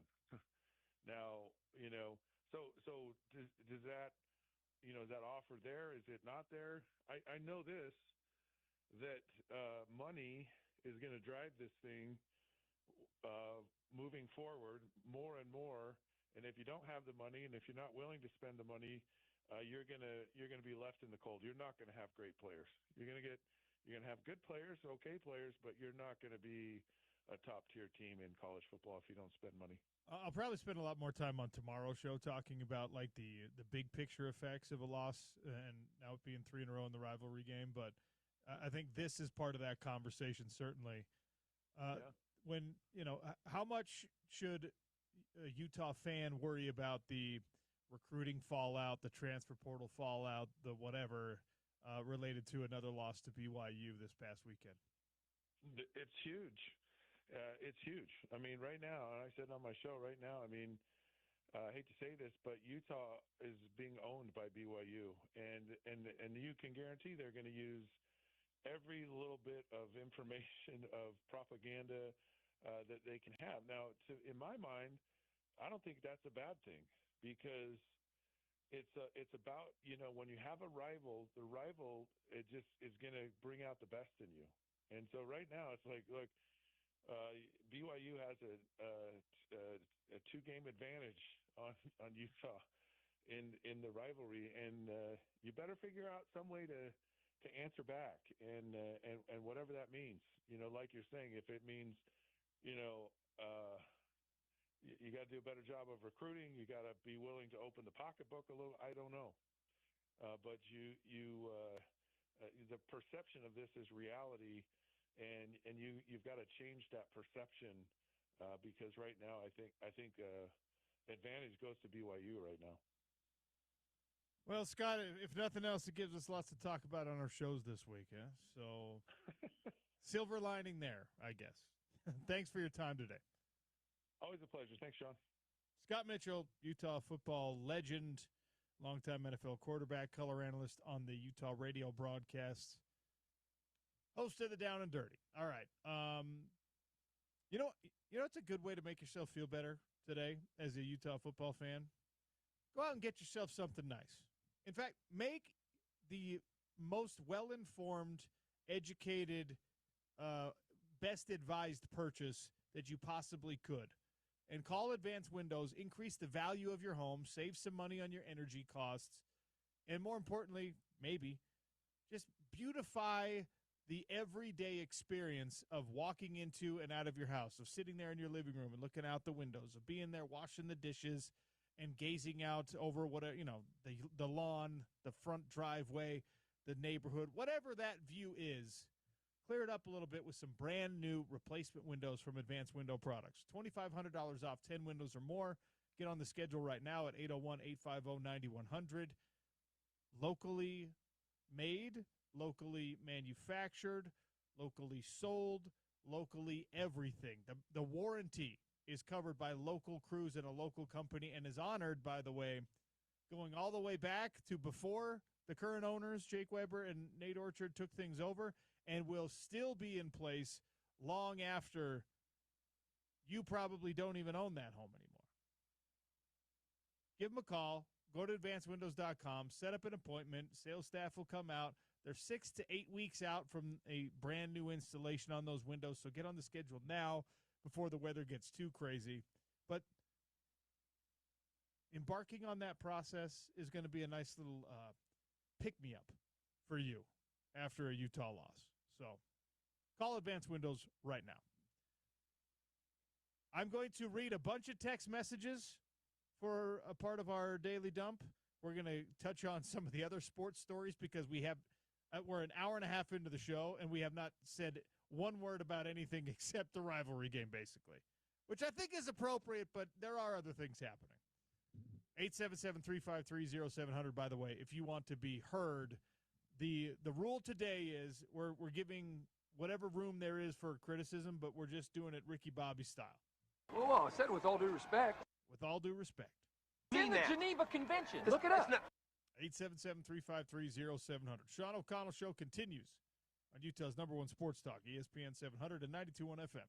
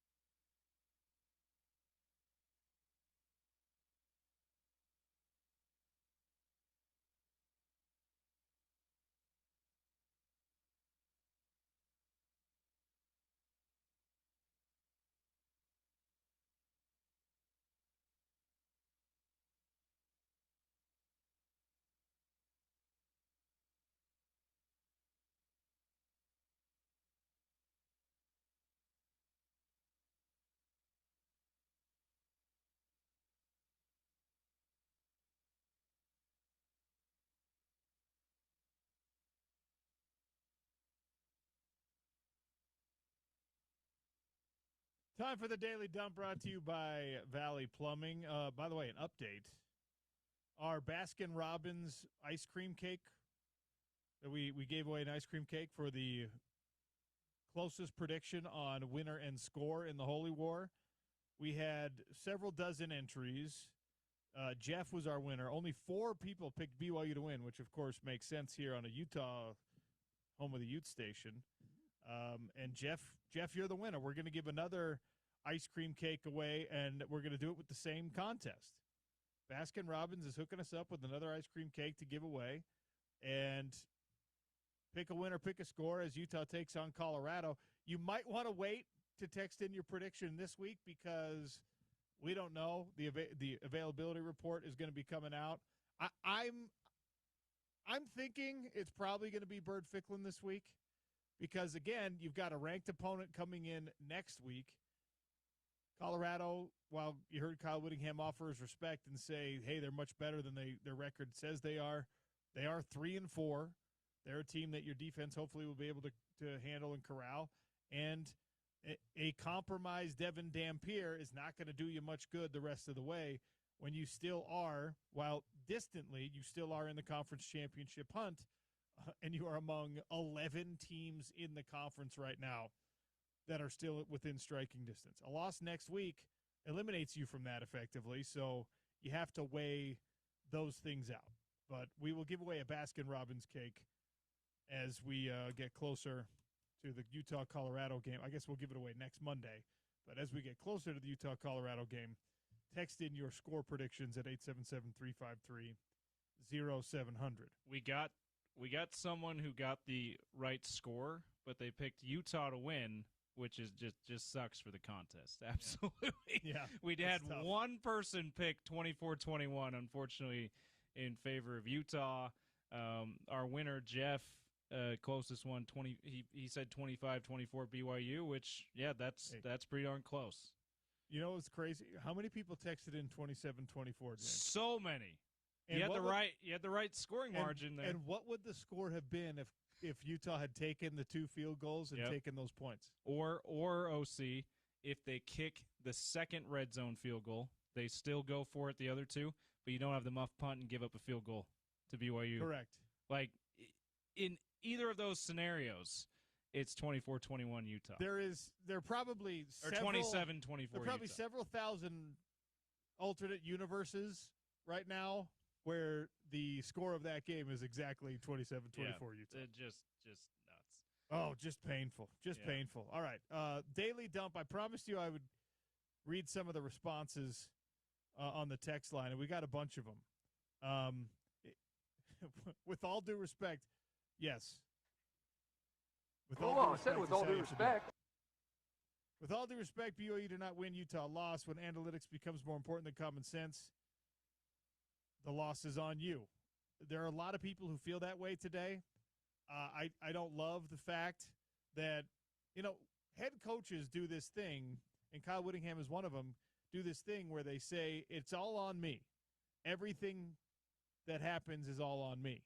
And I've always been like, yeah, that's kind of true, but it's also kind of not true, right? Because we've seen so many examples over this year, over every year of football's existence, where a coach makes the right decision and then the execution is bad. And that's where the chain of responsibility is like the chain of command, right? It's like, okay, head coach decides to go for it or not. That's the right call. Offensive coordinator gives you a play call where you get a guy open or you don't get a guy open, or you call a high percentage play, you don't call a high percentage play. You do something crazy or you don't do something crazy. But ultimately it's always on the players to go out there and execute it. So if we were talking about a situation where Utah trotted out a kicker to like a 22-yard field goal and that gets missed, now we're not talking about Kyle Whittingham making that decision wrong. We're not saying take the dang points. We're saying, what the heck is wrong with your kicker? He's supposed to be the best kicker you've ever had, right? Like, so the chain of responsibility, and it's probably bad practice in media, but it's a lot more compelling for us to, like, actually address what happens than to just go out here and say, well, it's all on the head coach one way or another. Yeah. And because that's a 3-hour radio show boiled down into about 10 seconds. Hey, BYU won. That's Kalani Sitake who did that. Hey, Utah lost. Kyle Whittingham's fault. Thanks for listening to the show. Like, tune in tomorrow for 10 more seconds.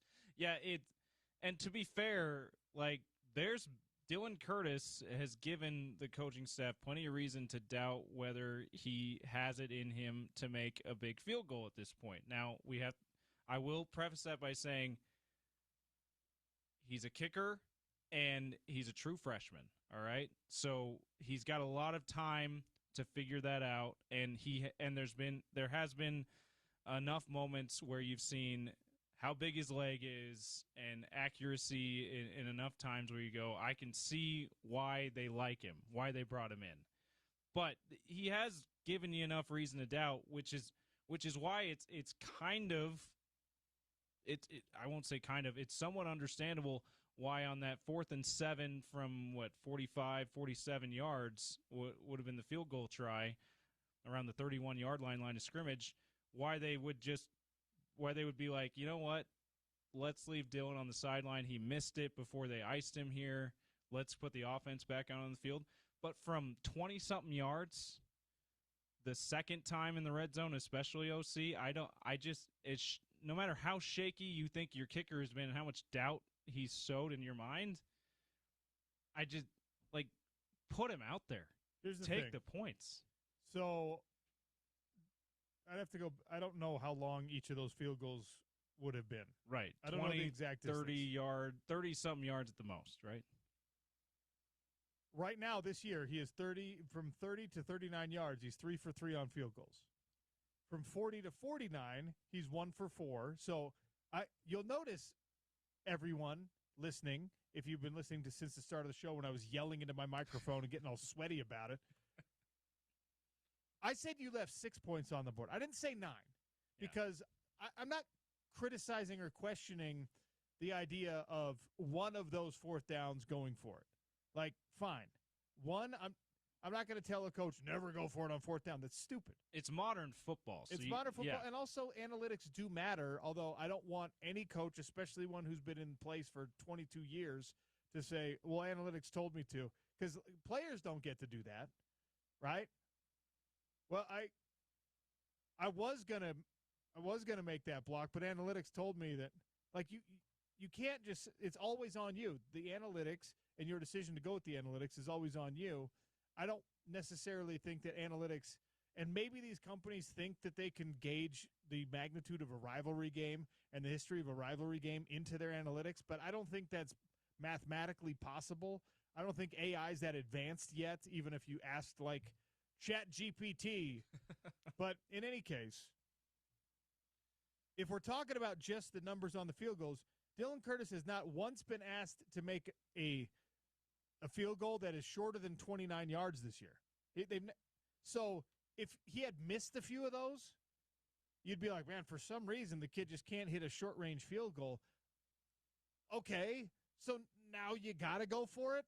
But he's 33 of 34 on extra points, and he's never been asked to complete a field goal 29 yards or shorter. So and he's made like you said, only 3 of them, but he's made all 3 under 40 yards. So if you count the extra points, all of his kicks under 40 yards that count for points, what'd you say, 33 of 34? So 63 of 64. Like, I don't know why you don't trust him on that second one, especially in the third quarter that would have tied the game. This from 0626. Don't understand how year after year, offensive coordinator after offensive coordinator, how is Utah's offense so basic and vanilla? I thought that I wanted basic and vanilla on Saturday night. I thought that the biggest mistakes you made in play calling were deciding that putting your head down and running between the tackles was not a good idea. And I know that there have been plenty of games where just like, run a double reverse, get it down the field, trickeration. I didn't want any of that. Certainly not on Saturday fourth night. down in and the not red on these zone. 4th downs. Like, again, it's when you have a loss, it's easy to question everything, and a rivalry loss makes you question everything about everything. But the bottom line is, these games, whether one team's ranked and one team's, sub 500, or both teams are ranked, the majority of these games end up being a one mistake, two mistake type game. A one team executes and makes the play, the other team doesn't type of game. And in this game, that's what it boiled down to. So I'm nitpicking on like 3 play calls from Jason Beck.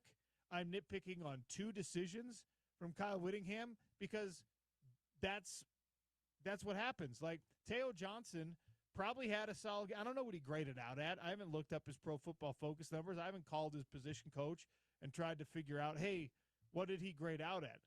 I'm zeroing in on the rivalry magnitude. It comes down to these 2 or 3 plays, and I'm saying Tobias Merriweather has to make this play because it does change the game. Kyle Whittingham has to make this decision because it does change the game. Because against Arizona State, guess what, guys? That game wasn't going to be decided by 3 or 4 plays. That game was Utah going out there and whooping that Sun Devil behind for 4 quarters. You knew that was not likely against BYU, so you have to dial in and you have to make the right decisions. You have to execute on the opportunities you're given to execute, and that's just how these rivalry games go. I didn't think that Jason Beck was too vanilla in this game. I thought he got too cute in this game. I thought when you were marching down, this is before they had to make the decision to either kick or go for it on the 4th and 7. Right? You've got like this wild duck formation where Caleb Lomo and 2 defensive linemen are split out to the bound or to the sideline. The sideline. I'm just like, what's going on here? And then Devin Dampier pressured because, of course, Jay Hill's just going to be like, don't worry about those guys. We're going to go get the quarterback. Get the guy with the ball. He's got to make a panic throw. And Talonga, first time he touched the ball, was beautiful, was glorious. See the way he bowled over the defender there? And by the way, incredible. that defender was Jack Kelly. It was Jack Kelly, huh? Just monster trucked.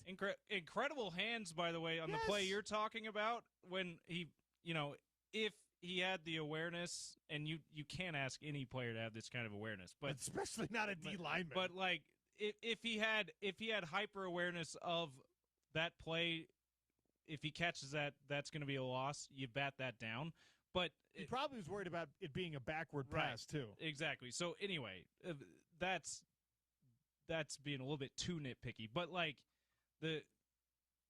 in that particular play, the hands he showed just to catch that ball was incredible. But anyway, you can see why Jason Beck and Utah were like, yeah, this guy can be a weapon for us. It's some special play situation, but I don't know. You do it. What it was. Two more times that drive after he had that big gain on the first down, and the one of them we're talking about was a 7-yard loss. Like, that's a little too cute. 2206 is saying, don't forget Kalani did the same thing, went for it on 4th down instead of the sure field goal. Guys, I think that was the right decision for BYU in that situation because BYU had the lead. It was a 10-point lead at that time? If you go up 17, which the touchdown would do for you. If you go up 17, game is completely out of reach. It is now a 3-score game. There's no difference effectively, especially with how much trust Utah has not shown in its kicker in that game. There's no difference for BYU being up 10 and 13, right? Because Utah needs to score 2 touchdowns to win the game if you're up 10 or if you're up 13. If you're up 17, Utah can score 2 touchdowns, and they got no chance anyway. So I think that I don't know what the analytics say, all right? I don't subscribe to the service. I think that was the right call to make, even though the result wasn't appropriate, right? That one was, well, yeah, mathematically, if I'm up 10, I have a 10-point lead, and I go up 13, this team with kind of enough time to get 2 touchdowns, but not really, right? Because you needed a quick score, and then you needed an onside kick recovery. Out of timeouts, so you did not have time to get the ball back other than an onside kick. That was an opportunity right there for BYU to put the game 100% out of reach. If they score a touchdown on that drive, the game is over. You can just call it, you can nail it down. No matter what Utah does, and on the ensuing drive, obviously, Utah goes down and scores, but the goal for Utah is the same, to score 2 touchdowns to finish that game, because they don't believe in the dang kicker. Look what happened! And the other thing about it is up 10. The other reason why Witt's decision on particularly that second red zone fourth down when they could have tied the game, I absolutely second guess. You've been second guessing it, is because the risk of not getting it was far greater than in my opinion the reward of getting the touchdown in that situation. With Kalani's call, you don't get it. You still have a 10-point lead and a great defense. And Utah doesn't have any timeouts. He knows that. So he knows that they have to get an onside kick. They have to recover an onside kick, which just never happens. Especially, again, you're putting it at the foot of this kicker that they clearly have no trust in. And if you are like in a worst case scenario for Kalani Sitake in that situation, he's trusting his defense to get some stops. Not a stop on one drive.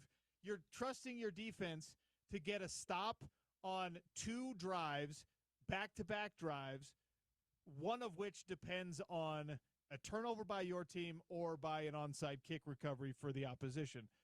Kalani was saying, take the touchdown here, and the game is over. He's playing with house money now. Yeah, he's playing with house money. Witt was not, and that's the huge. Like you can dislike that call if you're a BYU fan, of Kalani going for it there instead of kicking the field goal, but it was a basically no risk situation for him. So it doesn't really matter that he took it that way. And I don't know, like, again, maybe I didn't listen to Kalani's post-game press conference, and I don't know if people were like, hey, why don't you go for a field goal there?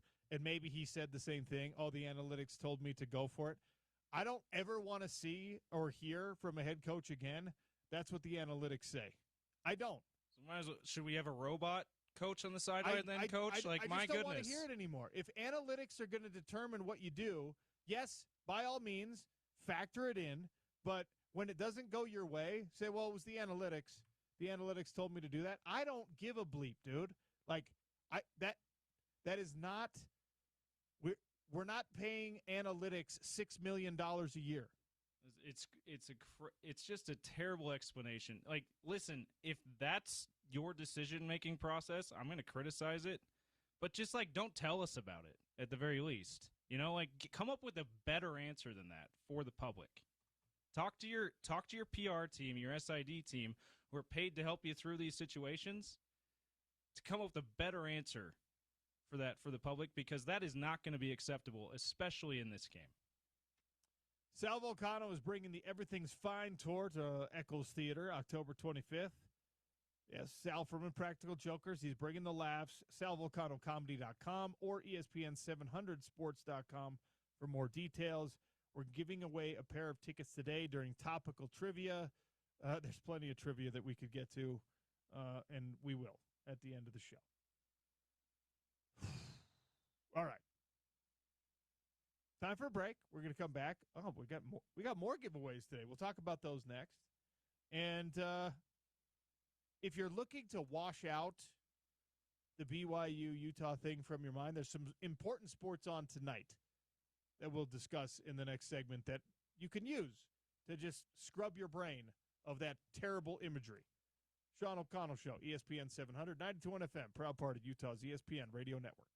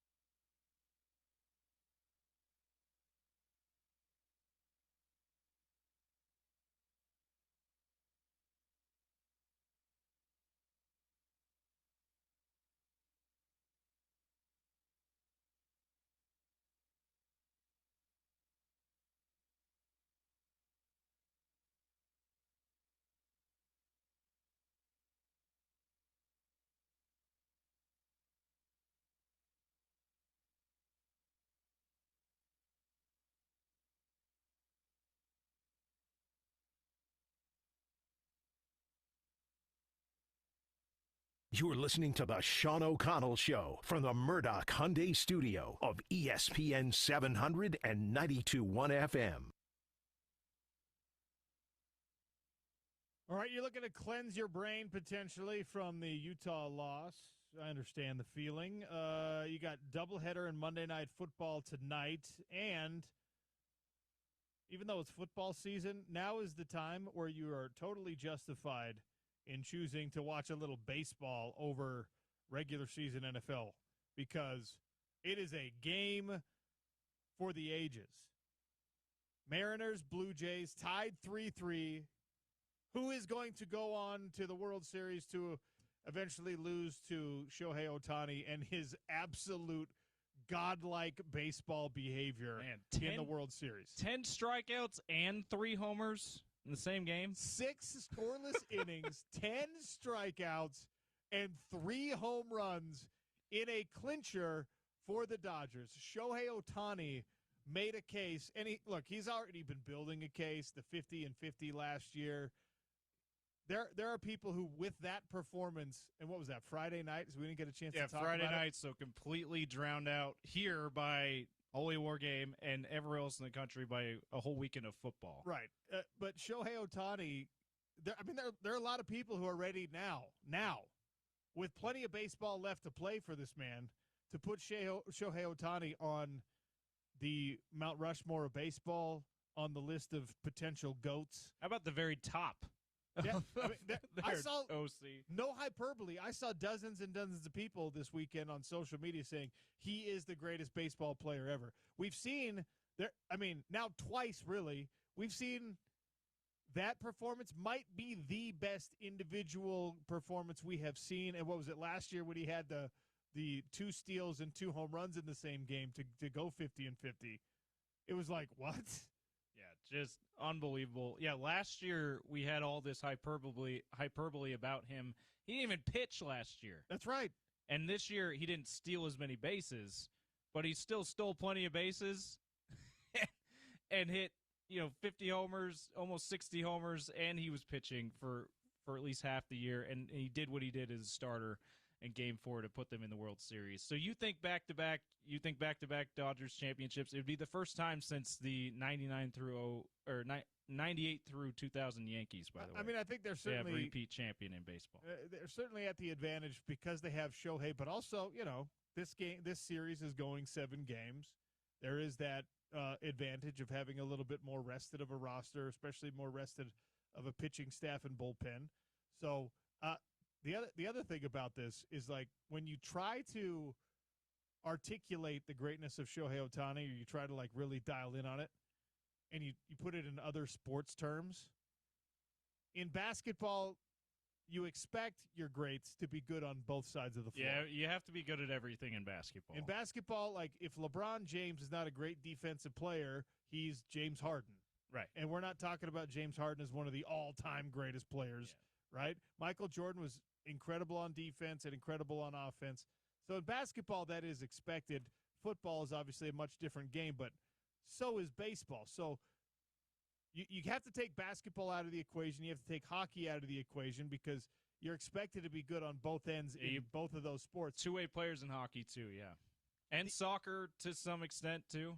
Less than hockey and basketball. Soccer, when you think of Messi and Ronaldo, they're and offense. They're offensive guys. So soccer is probably more like, but football is the best sport to say, okay, how great is what we saw from Shohei Ohtani on Friday night and what we saw from him last year and things like that.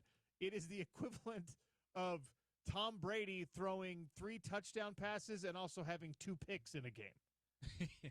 It's like, that's what Shohei Ohtani did. He controlled the other team's offense. As in with he 6 intercepted. Scoreless innings. Exactly. Yeah, not throwing also, 2 picks. He intercepted 2 passes himself. He was playing safety or whatever. I mean, it's like, that's why Travis Hunter, in his uniqueness, won him a Heisman Trophy, because to score touchdowns and also to take touchdowns away in football or score with a pick six, whatever, is not something that people are allowed to do past high school. No. And that has been true in baseball since Babe Ruth. And then they're just like, Shohei, you're so good at pitching. even after surgery, we have to let you pitch in playoff series deciding games. He had a very solid pitching performance, 6 scoreless innings and 10 strikeouts, and he hit 3 home runs. He was the best offensive player in the game, and he was the most impactful defensive player for his team in the game also. You think about the 3 homers, too. Team only scored 5 runs, so he basically scored all the runs. Exactly.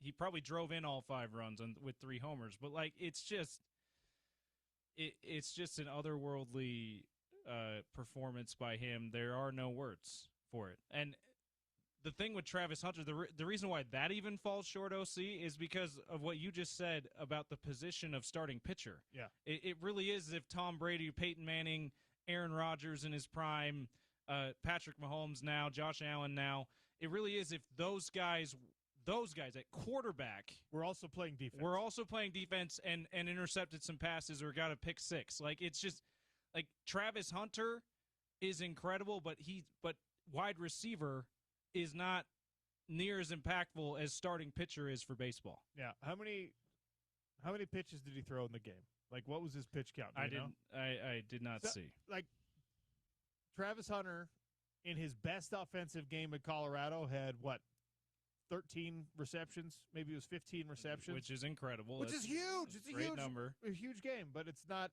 anywhere near the same level of impact on a game as a quarterback can have. So Shedeur had, if you combine Shedeur and Travis Hunter, if he was right.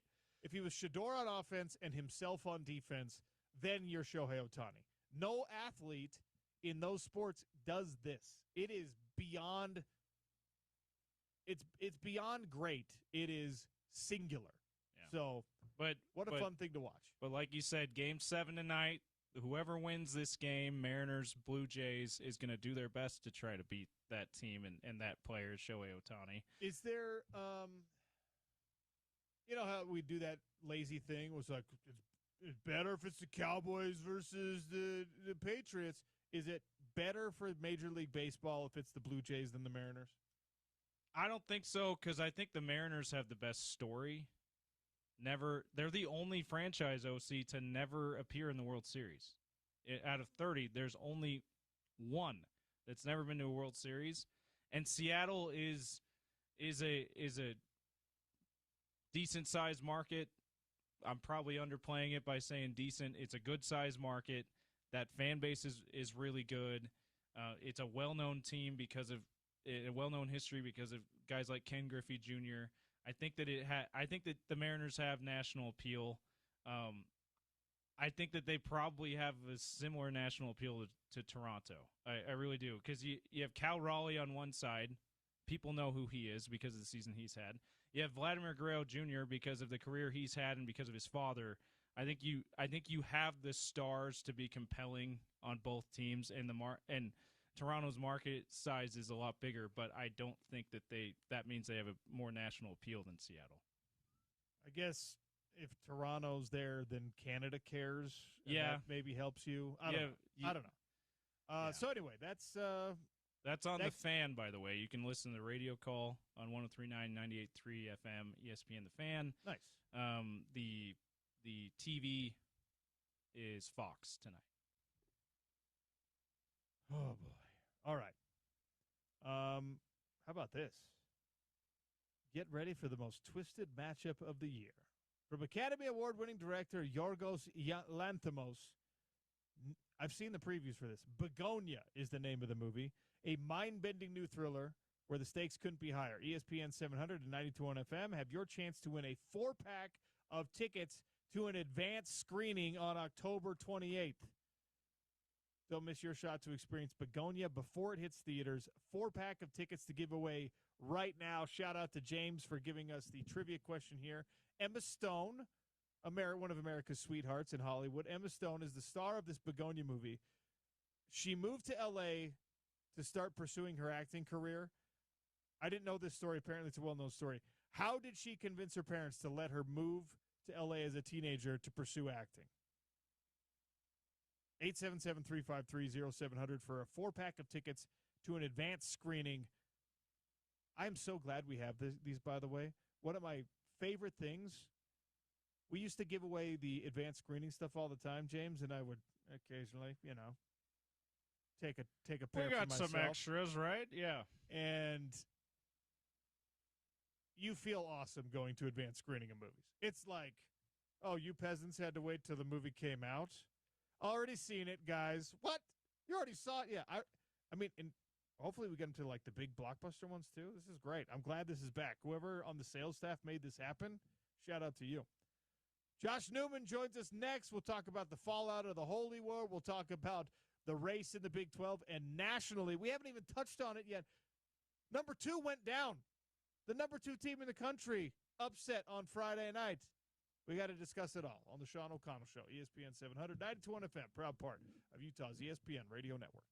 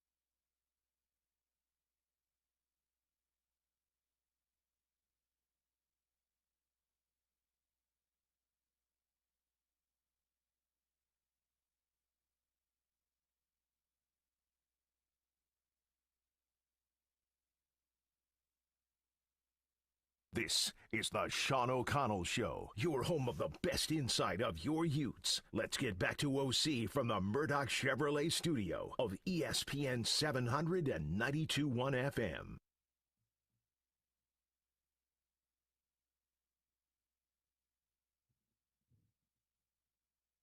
Welcome back to the Sean O'Connell Show. Welcome in Josh Newman, friend of the program, college football insider, Jets fan, which we'll maybe get to on the show at some point today. Josh, welcome. How are you? OC, I'm well. How are you? Doing all right. What is the big reaction as the Utah mailbag and people just looking places to vent and probably using you for that effort? What has been the overarching sentiment among the fan base that you've heard from after a BYU loss? Yeah, just, unprompted, sort of late Saturday night and into early Sunday morning. Definitely got some questions. Some, I guess you would call it preemptive mailbag questions. I had no intention of doing a mailbag this week. And, people seemed pretty upset. And, I woke up Sunday morning and I saw what my DMs looked like and my Twitter mentions. It's like, all right, let's do a mailbag. And I think the majority of the questions have to do with analytics and going forward on fourth down, specifically the 4th and 7 where they didn't kick the field goal, right? You don't trust your field goal kicker with the big leg to try a 46-yarder, and just analytics versus your gut versus your coaching acumen. Why is Witt leaning so heavily against analytics? And then I think credit to a lot of these readers and and people asking questions. Some of them were like, well, why is he going into the post-game press conference like gaslighting everybody and talking about analytics, and he's going to do this and why he didn't do that? So not a huge cross-section of questions. People are absolutely very upset about the lack of fourth down conversions and the analytics and what goes into that. Well, that's where we started the show today, and it's been the bulk of 2+ hours where I understand that it's an important part of coaching now. It's an important part of football now. I have a hard time being like, okay, well, if that's what the analytics say, then that's what you have to do, especially when you have 30+ years of experience in this rivalry game in particular. And the dynamics of a road game in this rivalry more than most people. I mean, certainly more than the subscription service analytics company that you're paying, right? Like questioning someone who is dyed-in-the-wool experience in this thing, I have a hard time doing. Questioning someone for trusting an analytics company over himself, if that is the right way to say it, is something that I think is completely justified. So is there a right way to handle analytics, especially in the context of a rivalry game? Because as much as those algorithms try to accommodate everything and try to incorporate every permutation in, the holy war is not something that a computer can tell you about. I'm not even coming at this from a standpoint of, it's a rivalry game and maybe Witt is, thinking differently because it's a rivalry game. I'm not even from that perspective. I am coming at it straight from first of all, Witt was sort of an earlier adopter of analytics. We're talking close to a decade ago, right? He sort of latched on to the analytics. And I can remember, covering the program, 2020, 21, 22, and he was very staunch with the analytics. And he trusted them, and he thought it was smart, and he thought where the game was he thought that's where the game was going. And he's right. The game, and not just football, right? You see analytics in baseball, and you see analytics in basketball. But I think as an outsider, as somebody who has never played or coached football at any level, I think there has to be some sort of medium between, okay, you are using the analytics, but you're, as you said, OC, you've been doing this your entire life. There has to be some sort of, I'm using my gut, I'm using my coaching acumen, I'm using my eyes, because if you're just leaning heavily on analytics, you are not using your eyes, you are not accounting for context and how the tenor of the game and how it's going. So again, as an outsider, analytics is fine. That's part of the sport. That's where the game has gone. But you can't just lean directly into analytics. You have to be using your eyes. and into account what this game is in front of you when you're making these decisions. So there's always the trauma associated with quarterback injuries anytime you bring that up for Utah football fans now. But, Devin Dampier got up from, I think it was the 4th and 3 attempt, and it seemed like he was compromised. And from there on, they were like, all right, QB run game, at least the designed one, is going to go through Burt Ficklin. And, of course, the BYU defense keyed on that immediately. And, it factored into the game. A lot of people were bad about how Devin played, not so much for me, but I'll let people air that grievance if they want to. And now we're looking at a situation where Utah has to handle, whether it's a profound injury or not, they have to handle a compromised health situation at the quarterback position right if they want to stay in the conversation for relevant teams in the Big 12.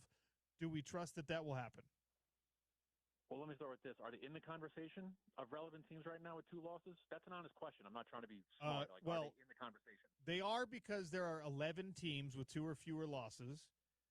It would take, kind of like the second Pac-12 championship year, it will take some tiebreakers and some stuff to help them out. But there's a lot of football left to be played. Texas Tech looked invincible before last week, and obviously they lost to Arizona State.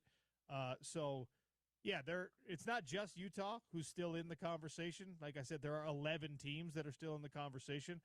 But if you lose to Colorado, you're out of it. If you lose to Cincinnati, you're out of it. There are winnable games in front of them if they handle this correctly, in my opinion.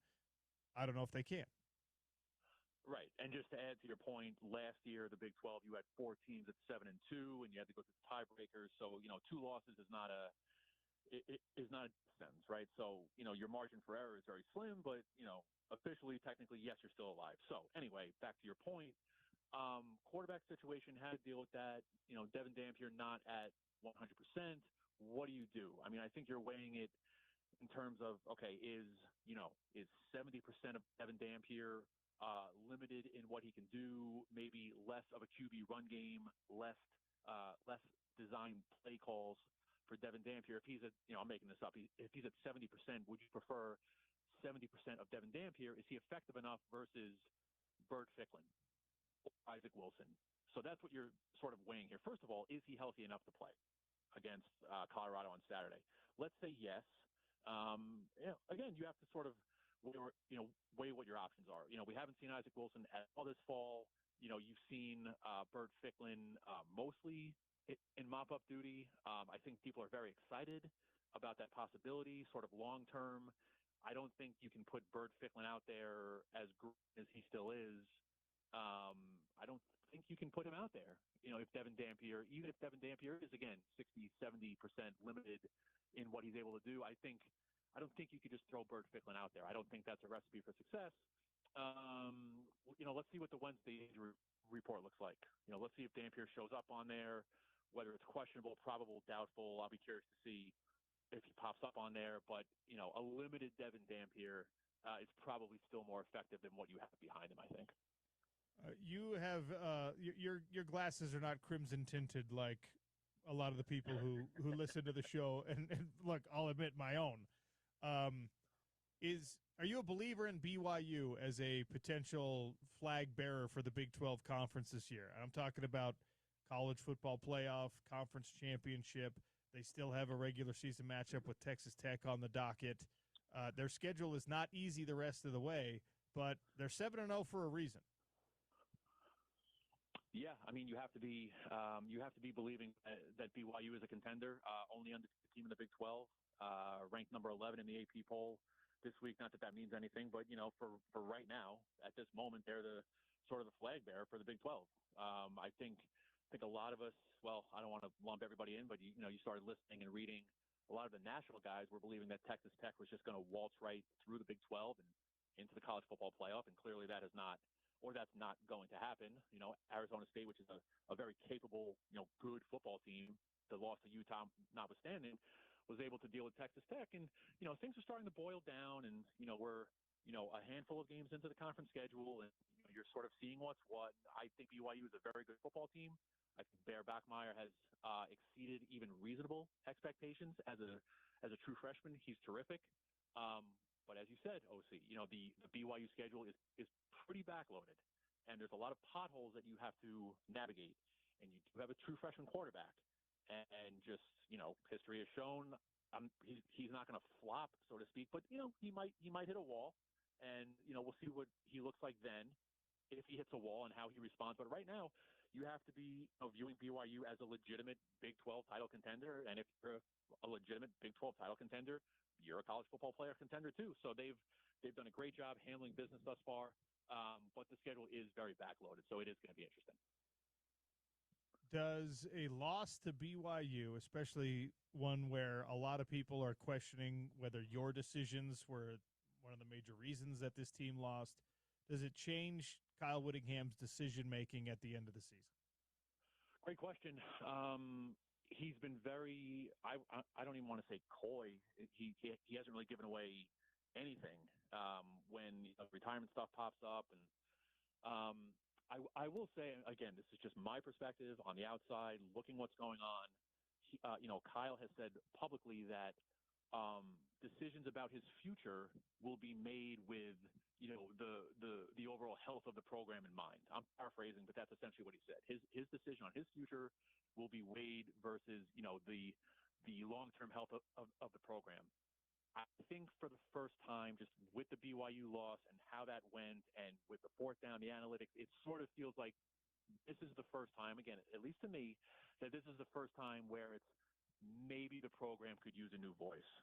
I'm not saying the game has passed them by or anything like that, but just the way that 23 and 24 went, and the way that this 25 season, in spite of their record, the way that this 25 season is kind of shaping up now with the BYU loss and the Big 12 championship game, chances are very slim right now. It feels a little bit like, for the first time, maybe the program could use a new voice.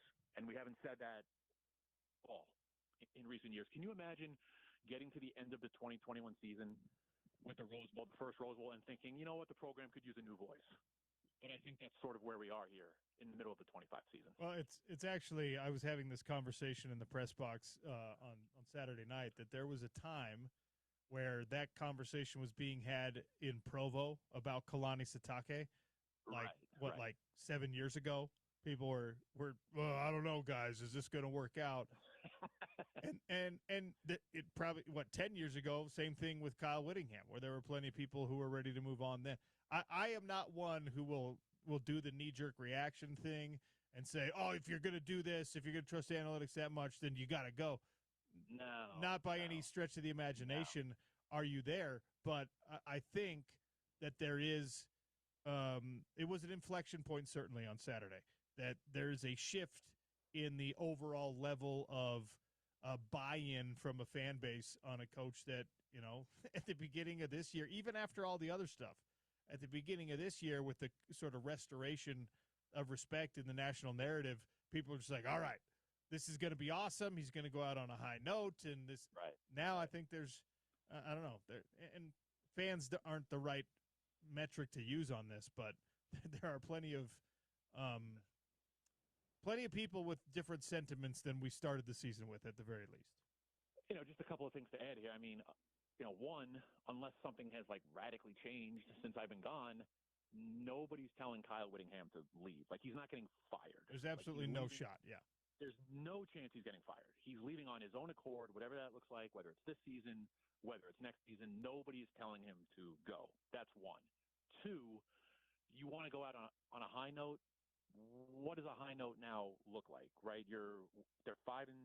Is that correct? They're 5-2? Correct. They're 5-2. You could probably beat nobody of consequence at all this season and finish 8-4.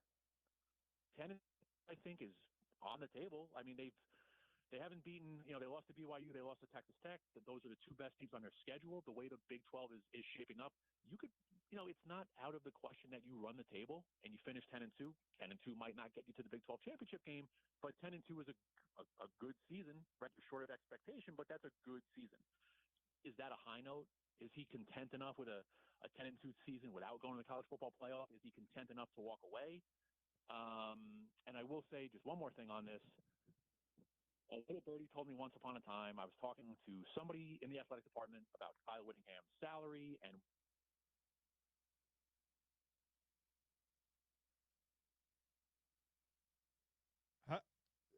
What Decepticon has attacked us that exactly when he's about to make a very compelling point, we lose connection with Josh Newman? Can you still hear me, Josh? We have to reconnect. We have to get the completion of that thought. While we're doing that, I want to make it abundantly clear that even though I started the show today with probably stronger criticism than I have ever had in my career or life for Kyle Whittingham and his decision-making, there is no world in which I am saying that he needs to be forced out, that the page needs to be turned forcibly, that he's not the right guy to lead this program. There is no world in which I'm even suggesting that. It is fair, though, to acknowledge that, golly, that was a bad moment for this program under Kyle Whittingham to lose that way in Provo. All right, Josh, I don't know. The timing on that could not have been more suspenseful. Okay, so let's just start it all over. That thought you were going to finish. He's not getting fired, number one. What does a high note season look like, number two? And just the last thing on this topic, I remember talking to somebody in the athletic department once upon a time about Kyle and his mindset and the contract and the future. Do not discount money as a motivating factor, because Kyle Whittingham is owed a significant amount of money on the back end of his contract. That's all I'm saying. When you're looking at this decision and what he's going to do, what he should do, what you think he should do, he's owed a significant amount of money for the remainder of the contract. Don't discount that. That's all I'm saying. Interesting. All right. I always love talking to you and appreciate your thoughts and your insights. Thank you for your time. We'll chat again soon. I appreciate it, OC, as always. Thank you. That's Josh Newman.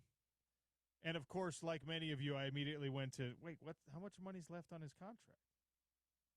His salary this year is just shy of $7 million. And in the world of college football, I will say this over and over again when it comes to Kyle Whittingham, it's a discount.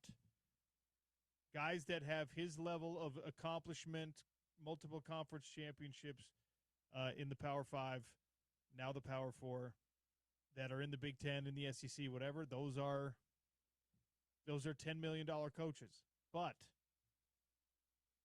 they're dealing with a different salary pool in those schools. Like, if we're talking about percentage-wise, I have never, to give Josh Newman credit, I have never once thought that money will ever have anything to do with the decisions of Kyle Whittingham's career. He's made enough money.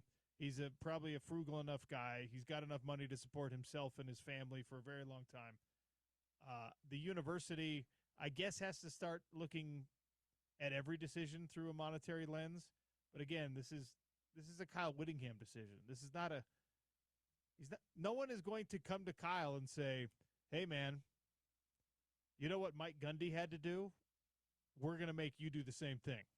Take $1 million pay cut or take a $2 million pay cut. That's just not going to happen. So just to add some context to what you said about what he's making as a discount compared to other coaches in the Power 4, Power 5 in yesteryear now. I believe that his career, you can compare his career pretty well to James Franklin at Penn State. Never really a true national championship contender, but took his team to big-time bowl games, got some big-time bowl wins, won in the case of James Franklin, just the one Big Ten championship with 2 Pac-12 championships.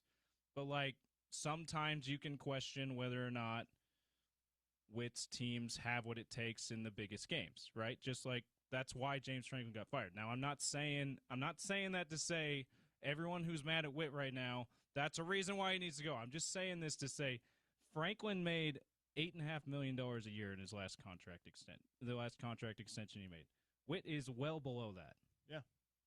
But you could say similar resume to that guy, and he's anyway. So just to add some context to what you're saying, I think that based off of that, if you compare one other coach in the Power 5 with a similar resume, you got a great point there, OC, that he's been at a discount for Utah over these past 20 years, especially the last 15. 3371 says Kyle's going to rely on analytics whether he's staying or going. Stay tuned. Look, numbers game. We're piling on a little bit heavy, so let's remind everyone it's with all due Well, I respect. said with all due respect.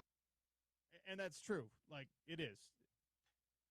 It's not just tongue-in-cheek. We really do, like, we're criticizing, but there's a lot of respect there for sure. Look, we've watched it so closely, and there's so many people so deeply invested in it that you have to question when things are not, they don't go the way that you expect them to. You have to say, whoa, how did this happen? Why did this happen? Where did this happen? And it's in a BYU game, we got to take a break. But this is, it sometimes sucks to be right where you're like, it's going to come down to 3 or 4 plays. And in this game, you can very easily mark the 3 or 4 plays that it came down to. For me, choosing not to go for the first field goal, choosing not to go for the second 4th and short field goal, 6 points off the board there. The third one, I actually kind of agree with the decision to not kick the 40-something yard field goal. And then the play call after that was good. So, Kyle Whittingham, I agree with you on that one. Jason Beck, I agree with you on that one. Player, oops, Tobias Merriweather. Why did you not even, your hands didn't even touch the football? It was catchable, right? So that's one where I'm like, that's a play that probably determines the game. The other two, take your pick. I think the most significant one, the most obvious one, that all of you screenshotted the missed holding calls on the BYU offensive lineman, and what you showed me instead was the sack that was in the lap of Teo Johnson, and he let go and pushed Bear Bachmeier's butt forward instead. That was the play that, if I say there's 4 plays in the game that are going to decide the game, that's the one where I look at it. That was the most costly, player-led play in the game, because you let go of a sack that would have changed the everything. They're now 3rd and 17 or something crazy on that. And more importantly, there's no targeting, so they don't get the automatic extension of the drive. And you don't lose Lander Barton for the rest of that game and for the first half of this next game. There's no targeting. And I thought Lander tried to get his head out of it. And yes, there was, by the letter of the law, his helmet touched Bear Bachmeier's face mask. Leading with the crown there, which I thought was good context. Leading with the crown of the helmet man. is, you can lead towards air with the crown of your helmet. Yeah, it's the crown of his very helmet, borderline. The crown of Lander Barton's helmet touched air. So that's not a crown of the helmet scenario. The crown of Lander Barton's helmet never touched Bear Bachmeier. The side of his helmet touched Bear Bachmeier's face mask. But again, I'm not blaming any of this on officials, because Teo Johnson had Bear dead to rights in the grasp, and Bear can break a lot of tackles. We've seen that. We know that. He can drag people forward. But the position of Teo Johnson's body behind the pile that was coming towards Bear, and Bear's posture facing exactly the opposite way, there's no way you don't finish that tackle if you just keep holding on. And instead, he goes down to a knee and helps him along his way. Those are the plays. That's it. And I guess you could also factor in the defensive holding call that took away the Jackson Benny interception. I think the muff punt, too. The muff punt. Okay, so there's probably 5 plays. Yeah, we've now gone to 5, maybe 6 plays. The muff punt did lead to 3. But that one, that's a freshman who made that mistake. You kind of have to, factor that in a little bit when you're playing true freshmen. Still so costly, man. Very costly. That costs you 3 points. That's very costly. But, man, we're now discussing a potential 12-point swing in what ended up being a 3-point game. Yeah, that very easily, that last touchdown drive that didn't mean anything, was just academic, could have been a game-winning touchdown drive for University of Utah. 1624 says, with all due respect, if Witt was at any big-time school, he would have been fired years ago. He's not able to win the big one in the current age of sport. I got it. 1624 is one of our dedicated texters. I don't agree with that at all, actually. Coach Witt, it's probably unfortunate. Maybe he doesn't make it through the transition from the Mountain West to the Pac-12, but they're like Kyle Whittingham is not going to like. Let's pretend that Coach Witt is at Penn State, to use your. Yeah, I was going to say maybe that's an unfortunate byproduct of me comparing him to James Franklin. No, it's fair. Yeah. Like if he's at Penn State instead of at Utah, right? Kyle Whittingham got you to the conference championship game in 18, got you to the conference championship game in 19. 2020 doesn't count. Won a conference championship game in 20. Won a conference championship game in 2022. Yes, you lost your Rose Bowls, but no one gets fired for losing the Rose Bowl after winning a conference championship. Last year and the year, like any coach with any kind of tenure, and this is why this week probably sounds so crazy to people. Like I told you that last year was an injury thing and not a coaching thing. Last year was an injury thing and not a player execution thing. It just wasn't. It was injuries. And the same was true with the 2020, what was that, 2023 season. So I think that Coach Witt, maybe if he's at USC, maybe if he's at a place like, I don't know, Ohio State, but Kyle Whittingham also, if he's at those places, he's not having to beat Goliath with Davids. Like, they've done a good job in recruiting at Utah, but the development is far less important at Texas, Ohio State, USC, because the raw product you get at the beginning. So now we're talking alternate histories. I appreciate the text, but I don't agree with it. Way over time here. Sean O'Connell Show on Utah's #1 sports talk. Before I take a break, because I've already abused the clock, Advanced Windows Products is giving the best discounts of the year right now. It is the right time to get those old leaky windows replaced. 801-850-9100. $2,500 off. 10 windows or more. Tell them OC sent you.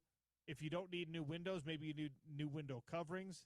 They've got those for you. If you want to put a doggy door in your glass on the sliding back patio door, they've got that handled for you. If you just need someone to go out there and give you kind of an estimate on how much money on your energy bills you could save by replacing your windows, they'll do that for you. Call them now. Get on the schedule, 801-850-9100. Local sales reps, local manufacturer, local installation, local warranty coverage. You take the middleman out, you make your life a lot easier, and you increase the value of your home. Utah's #1 sports talk, ESPN 700, 92.1 FM.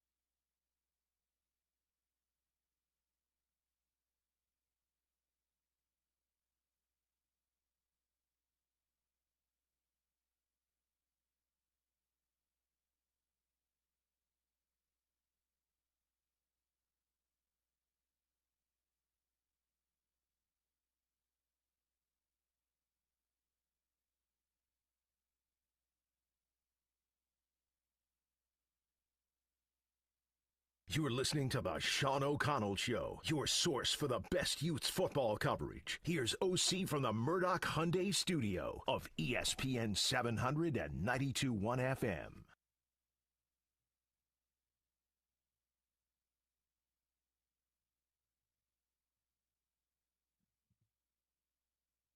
Keep the responses coming in, 877-353-0700. You preface it all like Ricky Bobby does, with all due respect. And every criticism I throw out on this show, I'm pretty sure people know, I have an immense amount of respect for the coaches on the staff. I have immense amount of respect for the players and the work that they put in. I also know that there's got to be accountability when mistakes are made, when the wrong decisions come down, and that I don't think, well, the analytics said so is a reasonable explanation when you're talking about a $7 million salary and you're talking about a rivalry game that is of existential importance to your program from a recruiting standpoint, from a booster contribution standpoint, from a transfer portal destination, national spotlight television game. I mean, I just don't think that that's enough. What was that? Whoa, I said with all due respect. That doesn't mean you get to say whatever you want to say to me. It's exactly what it means, actually. So it's in the Geneva Conventions. The idea that Utah football now, this is the most painful part of the BYU game, and we're going to turn the page. We're going to talk about some more big picture stuff, how this factors into Kyle Whittingham's long-term plans as the head football coach. We'll get into some of that tomorrow.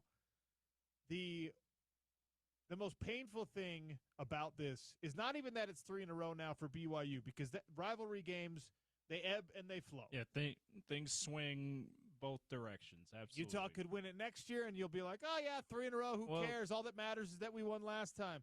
The problem, the hard part here is the magnitude of these two games that Utah has lost. You can get away with, honestly, if you're the University of Utah football team, you can get away with, like, some of those. Remember those Oregon State or University of Arizona losses when you were in the Pac-12? Remember the last time you were down in Provo and Charlie Brewer starting the game instead of Cam Rising and you lose that one? Nobody in the country knew or cared. They just didn't pay attention. You lost 2 games where Fox decided, let's put you on national television. Let's put you under the microscope. Let's highlight all the stuff you've got going on. Let's highlight the toughness of the program. Let's highlight the culture. Let's highlight all this stuff. Let's have Urban Meyer, a legend in your program's history, talk you up a bunch to, like, educate the USC guy and the Alabama guy and the nation on, hey, this program's for real, and then you don't play near as well or make near as good a decisions as you used to, like that in other times. That's the costly part. If you're gonna have bad games, you got to time having your bad games better.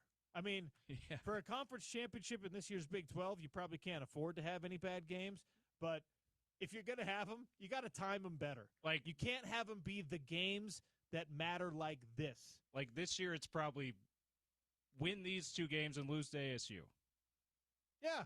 Like that's probably because you're not going to look good losing to West Virginia or any of the teams you played non-conference. But like so far this season, like win the Big Noon on your campus game, Texas Tech, and win the Big Noon on their campus games in the Holy War, and then drop the ASU game. And by the way, when I say against Texas Tech, nobody showed up. Like, nobody did what they were supposed to do for full 4 quarters.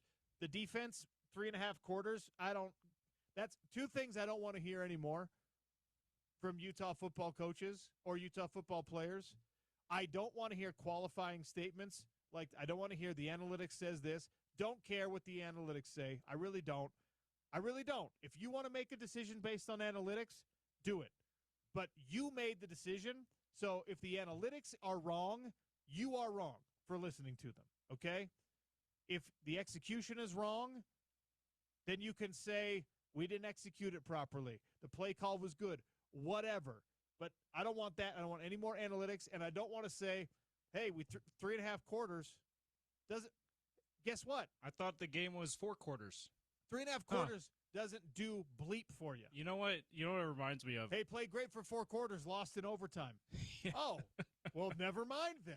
Do you remember when Quinn Snyder in the final year, his final year with the Jazz, went on the rant that, hey, if you look at the teams who were ahead after 3 quarters, we'd have the best record in the league. It's like, well, but then the fourth quarter happened, Coach.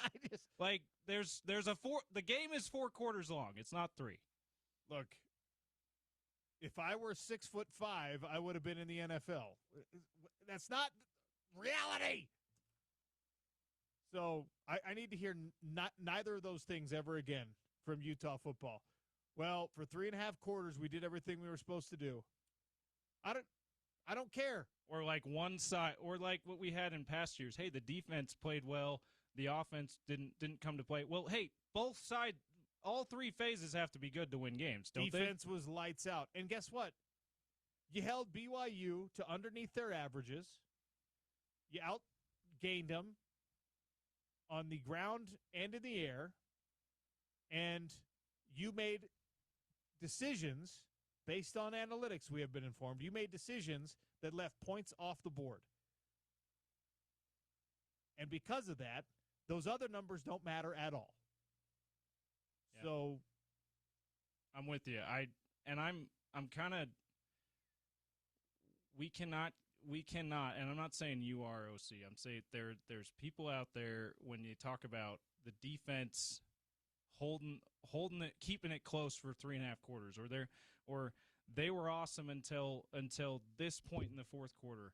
Like because that's been the flag bearer for University of Utah football for a number of reasons. We've gotten this habit of like the defense can do no wrong. When you're not clutch, you're doing something wrong.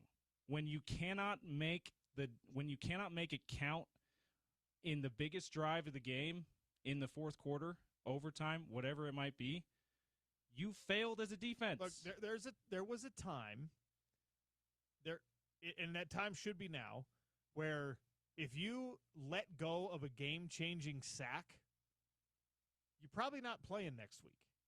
It's like a fumble on offense, yeah. Because the guy behind you is good enough to replace you to take a spot. Now, injuries have probably compromised that, but like I just don't. The maddening reality of, wow, look at this. Back-to-back freshman plays. Bird Ficklin refuses to go down, gets like a 16-yard gain. Incredible run by him. Bray takes it to the house on the next one. And then the defense breathes this sigh of relief like, oh, look, we're playing with a lead for the first time. We don't have to try anymore. What? That is not what Utah football ever was and ever is supposed to be. You can't have it. The margin for error that we already talked about being so razor thin in this game and in this season is now gone completely. It has disappeared. There is no more margin for error. You have to run the table. Josh Newman brought up a very apt question. What's considered a high note for Kyle Whittingham to go out on? You know what? We'll spend time on that tomorrow. One last segment with some Sal Volcano tickets to give away. It's the Sean O'Connell Show on ESPN 700, 92.1 FM.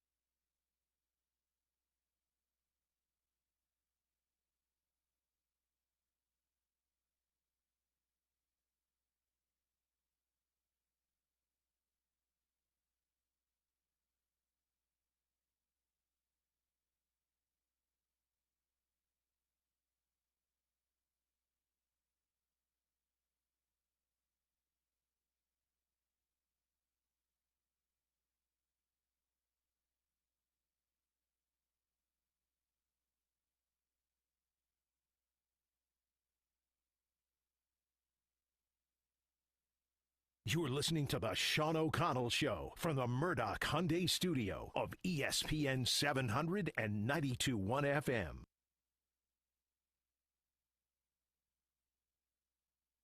Sean O'Connell Show wrapping up. I've got some Sal Vulcano tickets. He's coming to the Eccles Theater, and you can win some right now, 877-353-0700.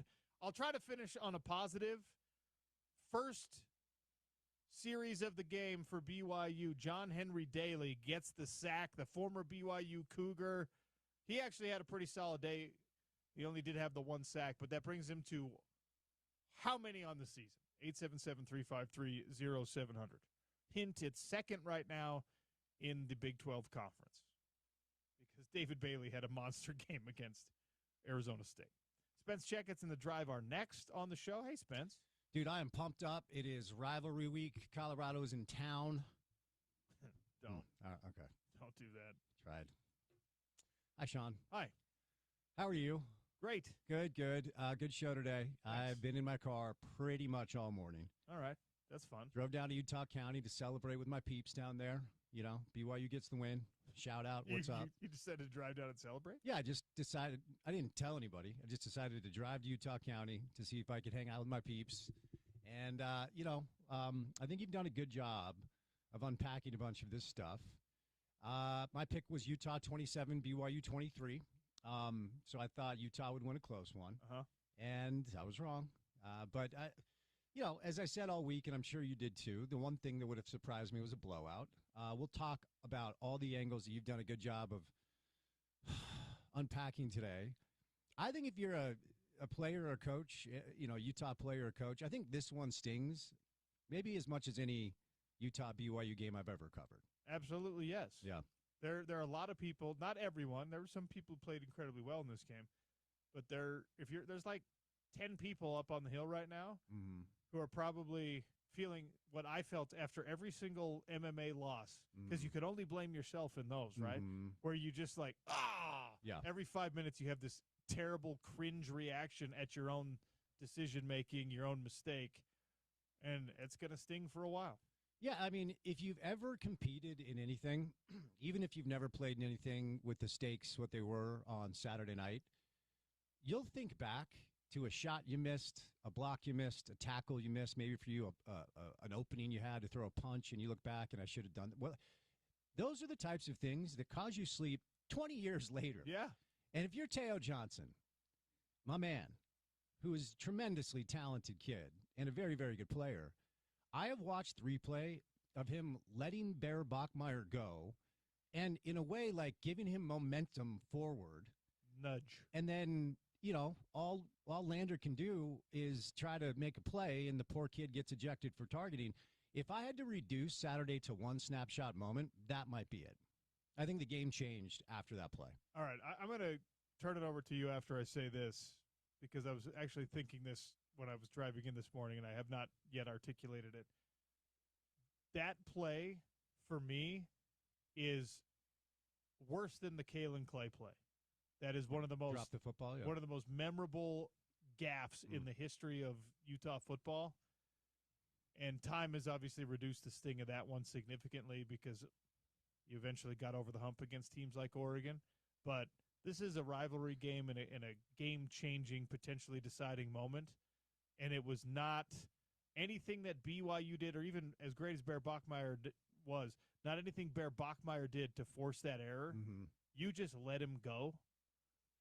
And so if Kalen Clay was the worst individual unforced error previous to this, that's the new one. If you're a glutton for punishment and you're a Ute fan and you DVR'd that game, I challenge you to go back and watch that play and then try to come up with any sort of reasonable explanation.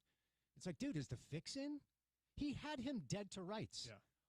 And he didn't have to make the play himself. Just hold on for dear life. Our guy, Eric Weddle, said he thinks he must have thought the whistle was blown. Like maybe he heard what he thought was a whistle, so he let him go. Yeah.